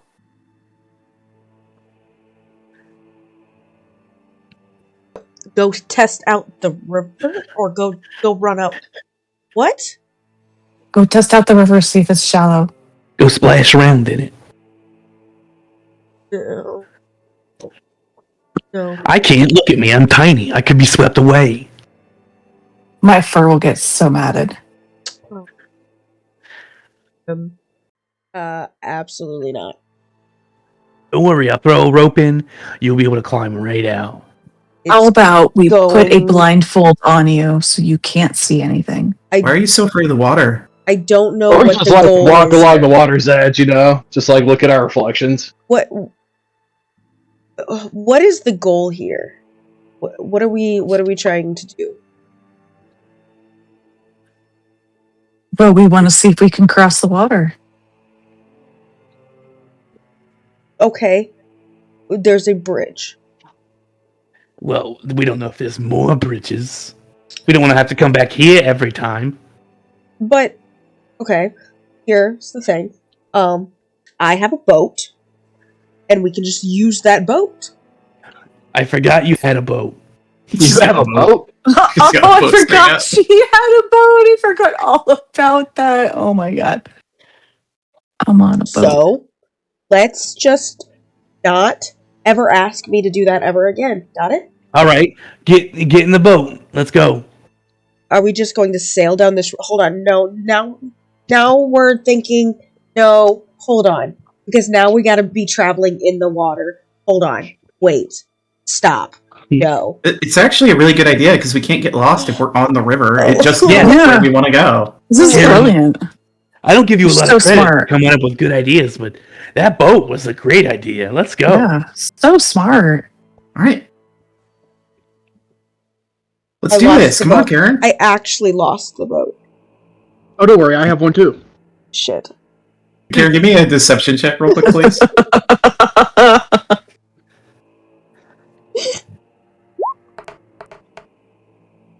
Oh wow. All right, everyone, go ahead and roll an insight for me. Let's get insight checks out of everybody. Oh, Karen's being real sus these days.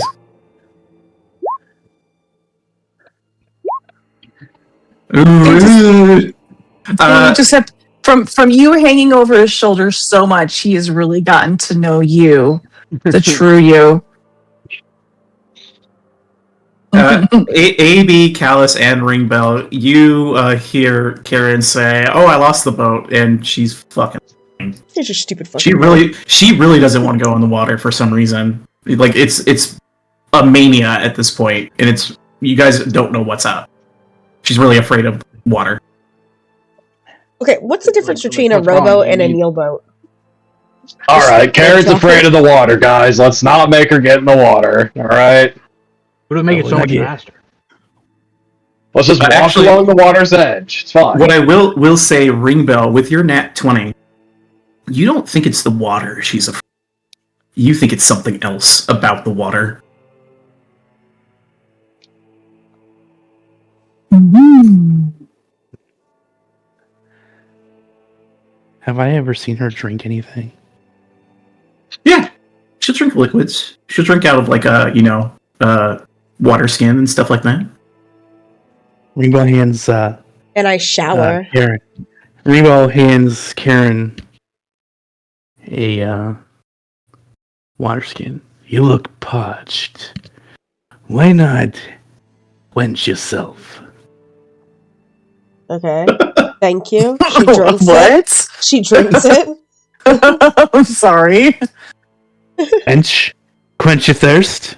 Yeah. Quench. Okay. Thank I didn't you. say anything weird. I said quench.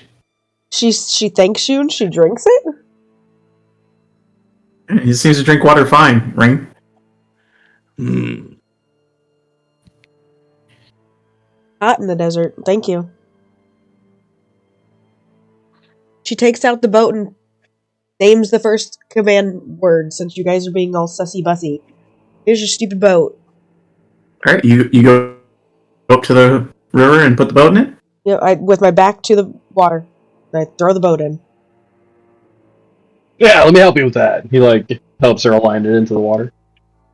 All right. Give me a dex save real quick.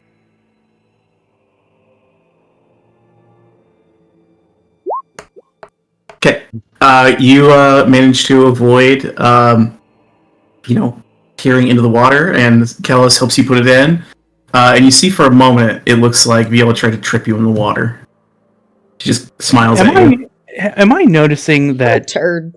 when she's near water, it's her gaze that she's averting, not necessarily being near it? Give me an insight check. I'll give you advantage.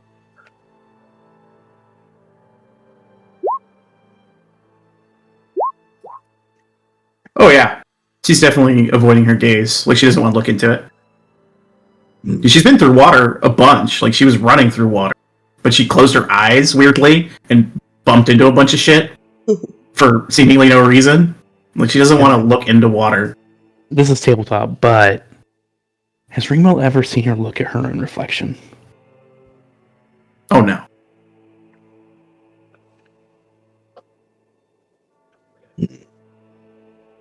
All right. Rainbow opens up his Holly Hobby diary. Oh my god. Reflections? Question mark. Garen? Interesting. Questionable. Reflection show. What a good group of friends. You guys get in the boat. Karen, where are you situating yourself on this boat?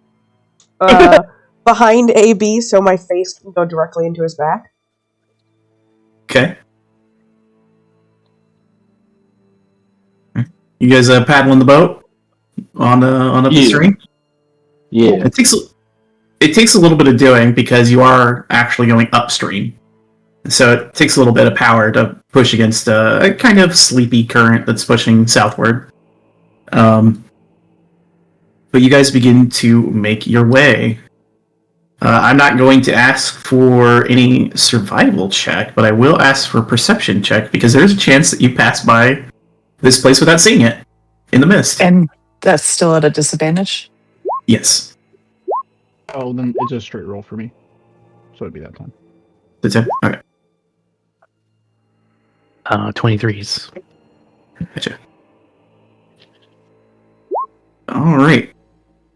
You guys managed to make out mostly the windmill, because the windmill's the tallest structure, and it's like kind of slowly turning in the mist.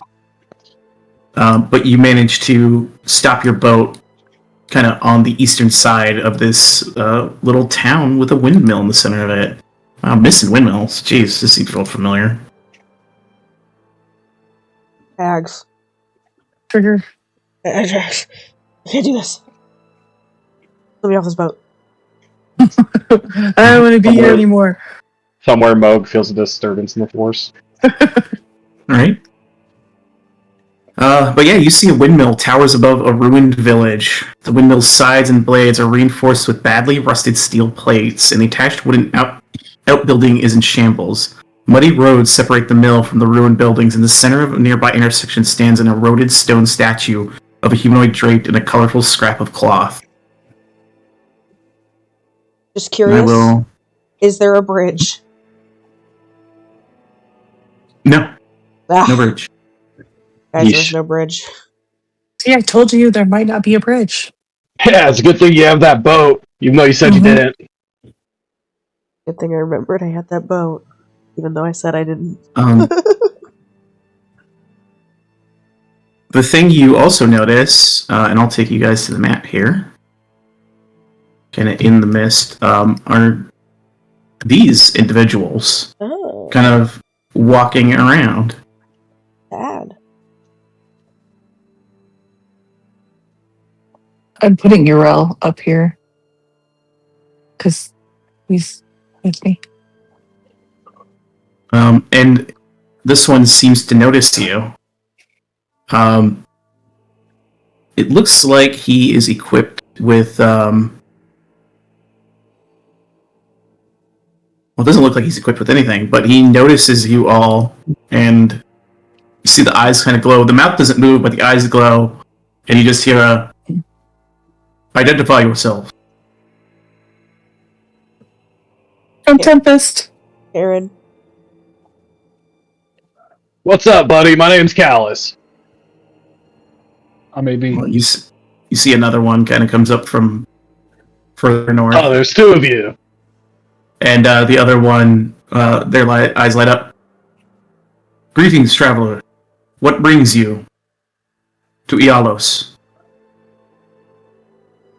We're like on a mission from God, my guys. No, I'm just kidding. From Mordekainen and the Arch Wizards. I mean, kinda. Iris is turning into a god, and she kinda... Yeah. It's not really a lie. We need the third part of the Rod of Seven. You see they kind of look to each other. Their eyes kind of flash for a second, but you don't hear any words. And then they look back at you. And the eyes flash again and go, "We will take you to Mercy." What? What does that mean? Mercy is our leader. Oh, okay. They sound very merciful. Tempest writes this down in her notebook. On a mission from God, going to meet cursed mercy? Question mark. Right. They kind of Indeed. come to collect you guys and take you further north. Who's gonna sing the scat song later? Now that we started the Blues Brothers movie, What? As you guys are passing, you see the statue here in the center. Has colorful scraps of fabric draped all over it, over its shoulders, and it has outstretched arms. It looks like it's been decorated this way. is the face discernible? Looking at the face, yeah, it looks to be like a humanoid-looking face. Pretty gentle smile on it. Humanoid. But not Any like. face that we might recognize? Yeah. Not at all, unfortunately. Okay. And there's no title or nameplate or anything? You glance and you simply see a placard that reads Founder's Statue. I asked the two guards, who's this founder quote? They kind of look at each other, and their eyes kind of light up again as they look at each other, and they look back at you. They say, "Questions better for Mercy." Okay. And they lead you forward and open door. And you see another one that they all look identical. Another one in this room. And these two kind of gesture in, and they go, speak with Mercy. Which one's Mercy? They gesture in the room at the one inside. All right, brother. What are your names? They kind of look at each other and look back at you and say, "We have no need for name designation." And I call you Thing 1 and Thing 2. Look back at each other. Very well. Alright, who wants to be Thing 1? Neither of them raises their hand or replies. Come on, it comes with perks. They don't seem to respond. You ever heard of alphabetical order? Please enter. Are you Mercy? You see this one turns to you and replies, "I have been designated Mercy, yes." The statue outside says founder? Yeah, like who's that? Is there a name that goes with founder? Mercy looks to you and says, "No, we are not aware of the name of this founder, only that they were the founder of this place. We are not from here originally." Why is it that you have a name and they don't? They chose to give me designation, so I have one. So is Mercy more like a title? Like, was there a Mercy before you? More of a title, I suppose. What does that title represent? How merciful you are? They nod. I mean, I guess if you had to have a title, why not? Yeah, I mean, that's a good one. Yeah, seemed like a good guy. Robot, automaton, construct. Person. They could be, I mean, you guys, you're Wolfwatch, right? You're a person. They nod and say, "We have personhood.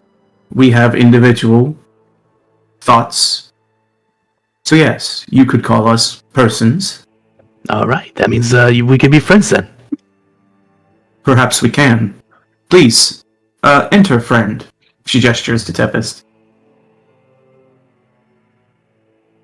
Tempest comes on in. She's like, oh, okay. I just liked hanging out by the door, but it's okay. You see one of the Warforged outside closes the door. Thanks, thing two. Yeah, don't say that. Mercy Thanks, kind of Bob. looks to you guys, looks at all of you and says, "You are not from this place, are you?" Is it that obvious?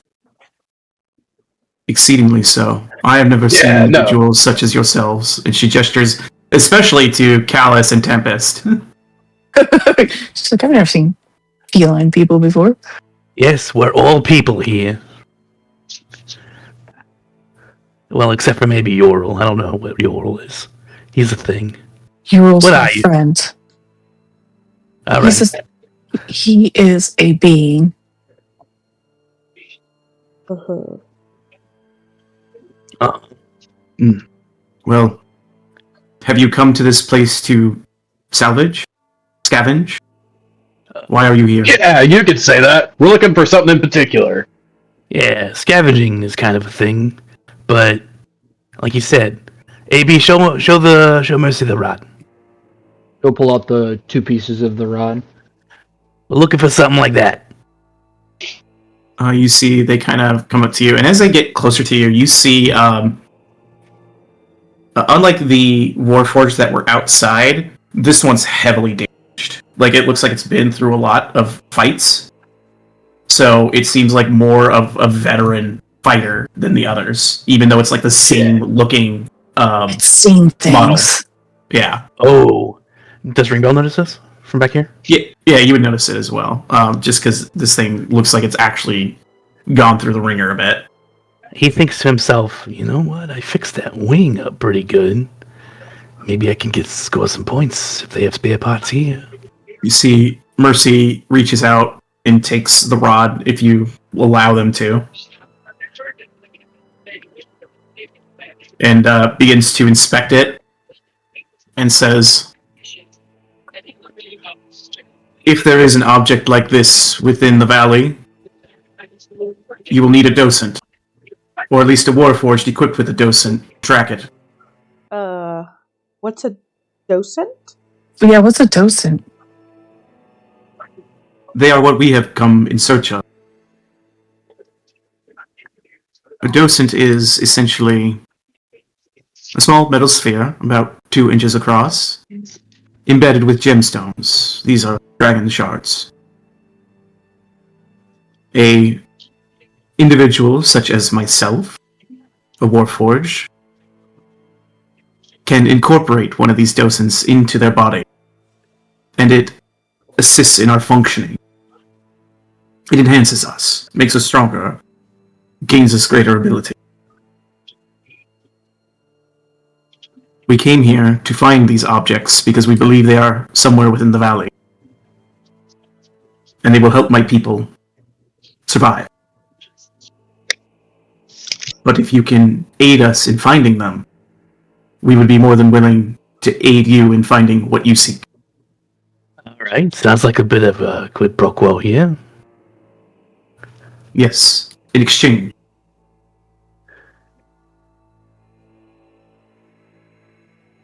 Are you willing to aid? I'm willing. Yeah, I mean, I don't see why not. I want to help everyone. How many do you think are here?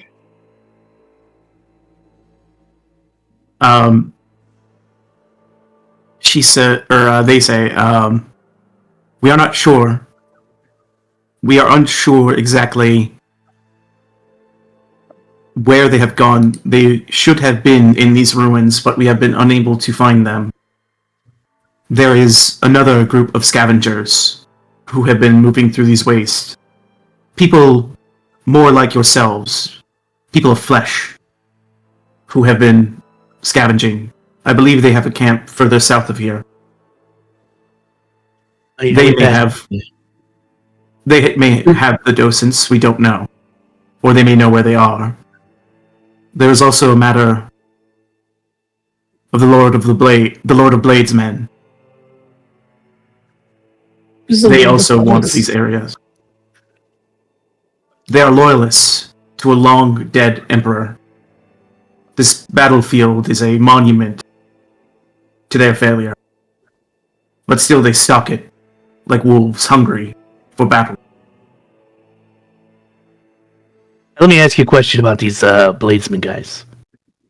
They saw someone unarmed and unthreatening. What would they do to them out in these wastes? They would cut them down. All right, so the evil. We got that down in our notebooks. The blade people are pricks. Tempest write down. She writes it down. Tempest, blade people are pricks. Okay. The Lord of Blades was, and now is, as another has taken the title, a warmonger. They wish to wipe my people out. That is very nice. Oh, good.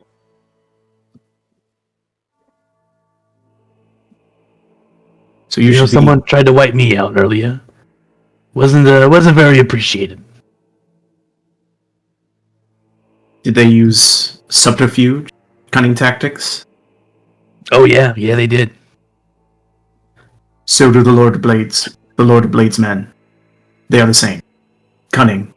They will strike from within the mist, and you won't know where they're coming from. Be wary.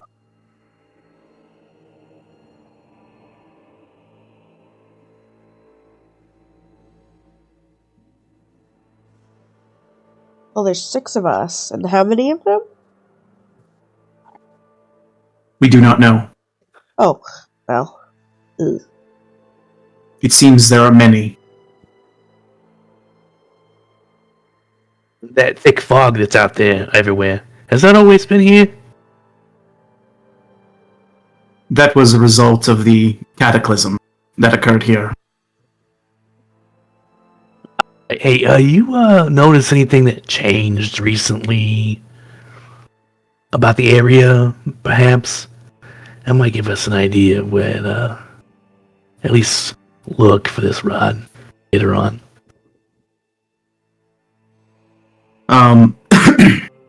They shake their head.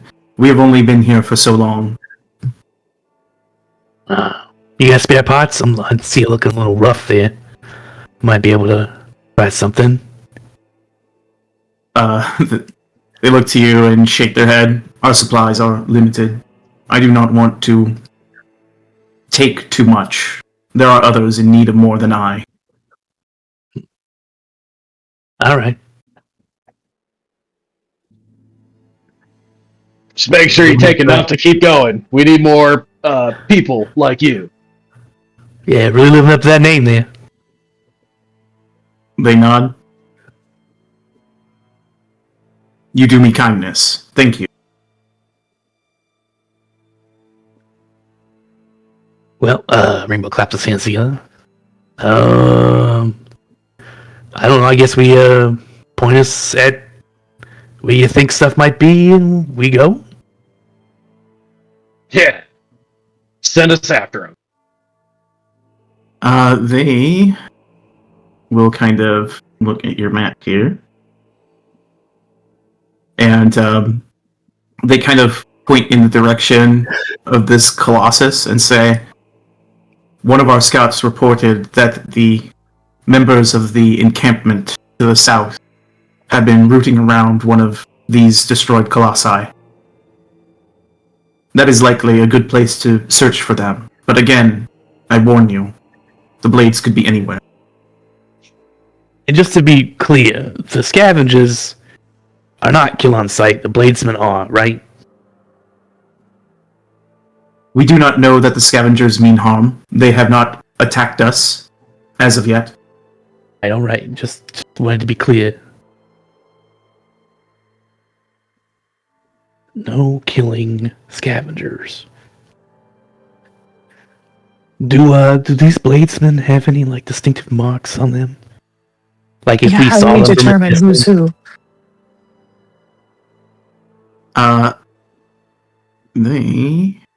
Let me look here one sec.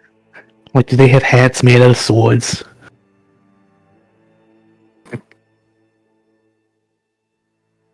They describe the bladesmen as warforged that are modified. They have Oh. black iron parts added to their bodies that mark them as members of the Black Blades. So they have like black metal plating installed on. Mercy also says to you, also, while you are out looking, a friend of mine has gone missing. If you are able to find them, I would be eternally... What's his friend's name? What do they look like? Their name is Filch. They Filch. are a Warforged Filch, Filch. Ugh. They are Warforged like me. They have blue and red plating.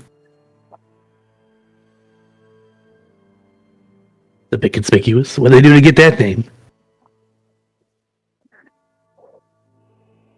It is a name that was given to them by a friend. Oh. Not a very nice friend. Oh, you know, well. Bad Hold on. name. This is a different world. Filch could mean something else here. Okay. All right. Okay. Don't worry, we're from a different world. Worlds collide and all that stuff. You have been isekai'd. I understand. Yeah. We got hit by a wizard. You know, really bald, angry one. That'll happen.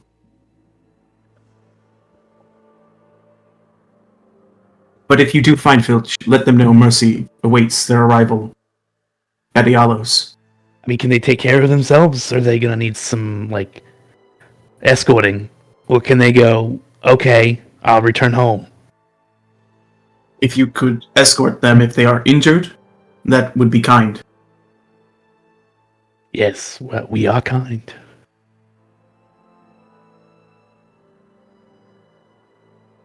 It is good to meet kind people in these times, so thank you.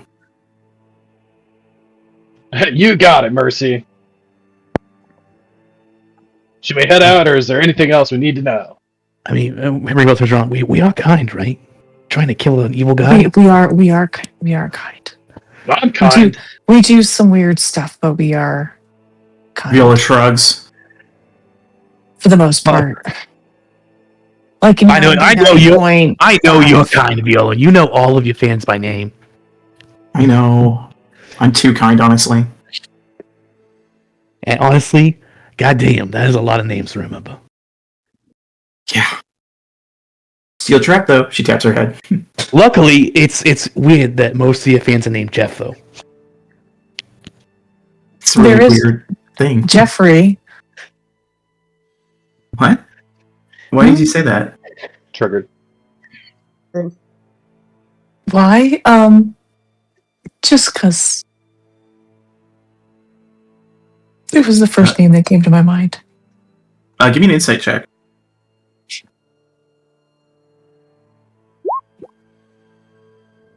She seemed weirdly, alarmed by that name. Pulled that name out of my head. Was she... Tabletop, was she there for our Jeffrey experience? No. No. Not tabletop. Because Tempest doesn't know, Tempest has no idea who Jeffrey is, No. None of you do.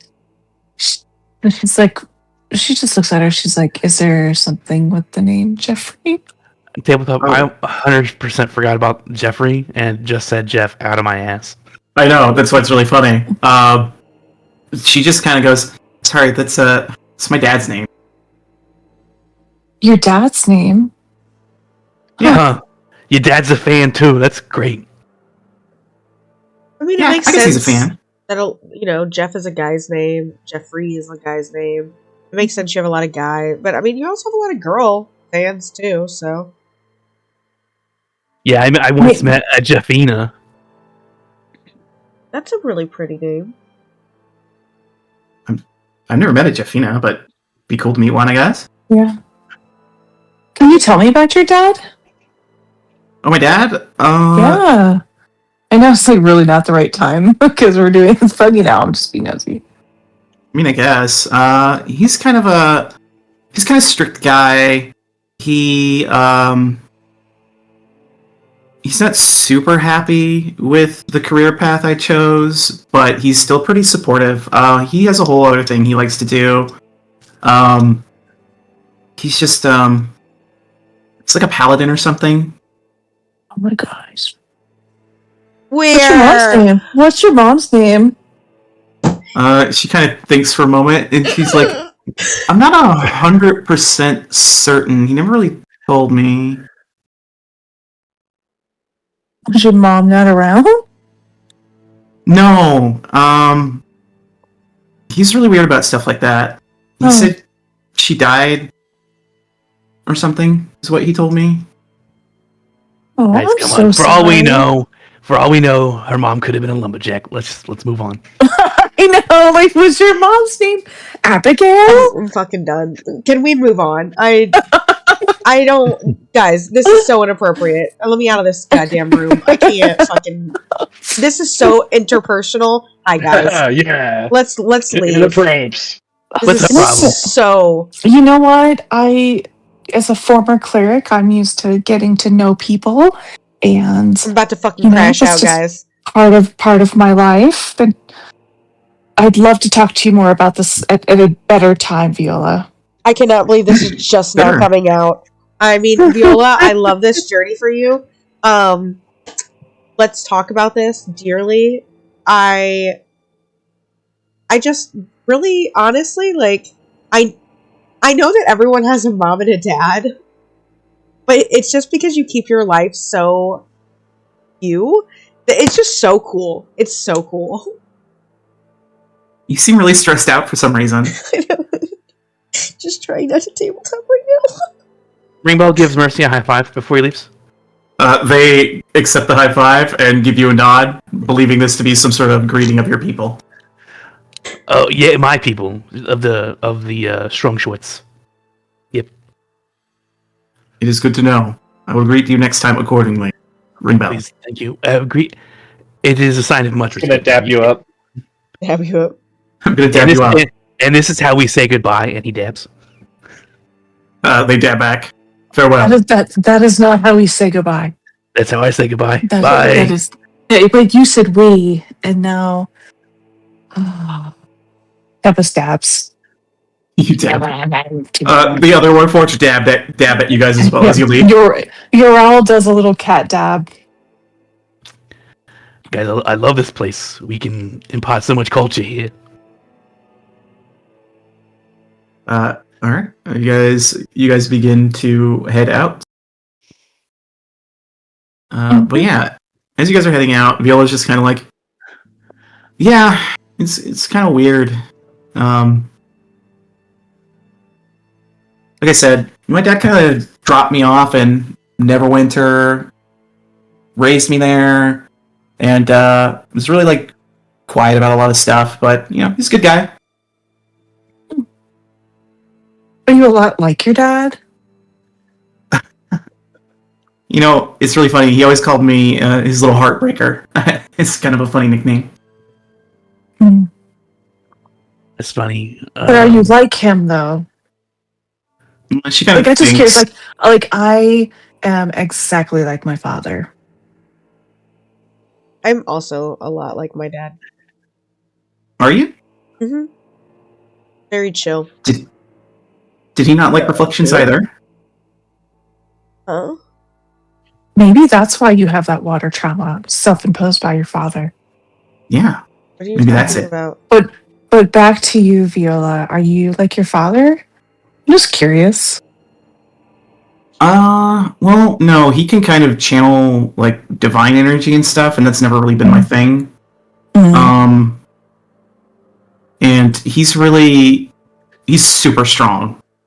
I'm nowhere that strong. So, but your voice is strong. You're strong in different ways. Yeah, you know, something like that. He tried to train me how to bite for a while, but I'm not. I mean, you've seen me. I'm not super good at that.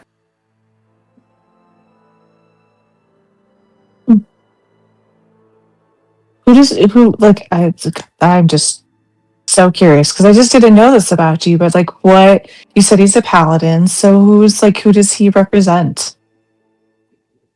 I think it's Tyr is the Tyr. god. Oh. Yeah, though he told me that not all paladins worship gods, and in fact, a lot of them are faithless. He kind of told me that because this is when he was trying to train me. He said the key to channeling like divine power, and this is why I found that Iris girl super crazy and interesting, is taking the power yourself. Like you could channel it. There's paladins out there who don't believe in gods, and a lot of them, I guess, don't. And they just have the ability to use divine magic through the force of their own will.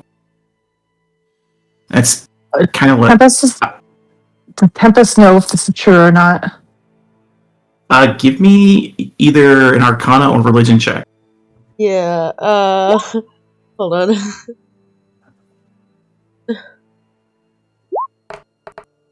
Oh, nat 20, Karen. This is true, Karen. Paladins don't have to worship a god. Paladins just make oaths. And it's the strength of their conviction and their oath that grants them power. They essentially give themselves divine power through the force of their own will. Which is sort of similar to what Iris might be doing if she's not getting power from a god. Okay. So clerics are more...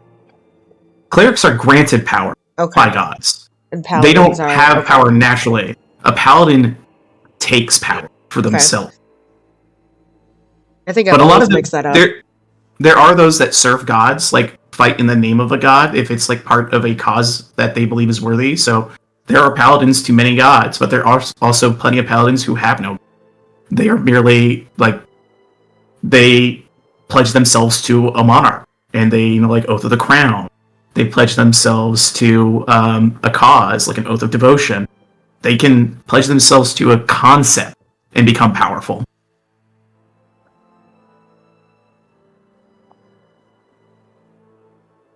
Yeah, I'll relay that to Tempest if she's having doubts to what she's saying. Yeah, she just doesn't. She as a Tempest herself did not know that. So well, that's what like if she's having doubts with what Rayola's saying, then she'll like relay that. I don't know. Huh. That's interesting. Resisting the urge to open up the Sending Stone and ask Iris if she's a paladin. Right. Hello, are you a paladin? We're Nebron. Are you a paladin? We're Nebron, you a paladin? So I'm curious if it would even work here. Because it seems like whenever we go to these... I mean, it worked when we were in Sigil. Yeah. Sigil's not in limitation Faerun. on sending stones like that, is there? Like a planar limitation? If it's utilizing the sending spell, I believe... I don't know, there was a limitation on sending allows you to send messages across any distance and even to other planes of existence. Okay. So unless there's something actively warding a place from sending spells, which can happen, like Web's Edge was like a dead zone for that type of stuff. Unless there's stuff actively blocking it, then it can go wherever. As long as they're on a plane and alive, you can send. Hey guys, look! I found a no soliciting stone. The number you have dialed. Shit. Wait, this stone looks like this stone looks weird. Huh? Picks it up. Hello, we've been trying to reach you about your car's extended warranty. Yes, car's extended warranty. He throws it in the river. That's a terrible stone. Tempest looks to Viola. She's like, all right, well, I have so many more questions, but I think right now we need to go find this rod. Yeah, we got a job to do. I'm sure you'll get to meet him soon. I told him all about you, and he's super interested in it, so... Like all of us? No.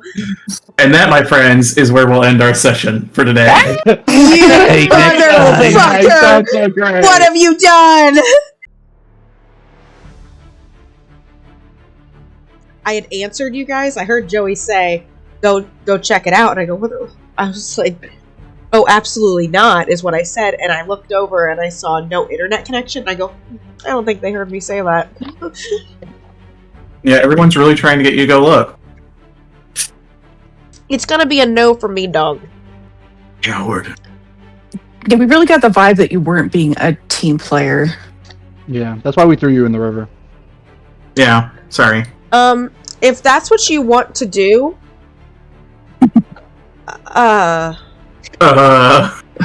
Shit, oh shit, oh shit, oh shit, oh shit, oh shit. Contested rolls, go. Who? hold while I go cry in Uh. a corner. Hey, speaking of crying in the corner, are you guys ready for a recap? Yeah. To be like, If you it's guys a want new- another route through Barovia, I can make you another route through Barovia. Well, It ain't hard. I love Barovia. I thought that's what it was Let's supposed to fucking be. go! You- Needed I'm to goofing. be I'm completely He's belligerent goofing. and He's just new goofing. It's stupid. The bug man? Somebody call the bug man. Oh man. What a dumb item. I love it.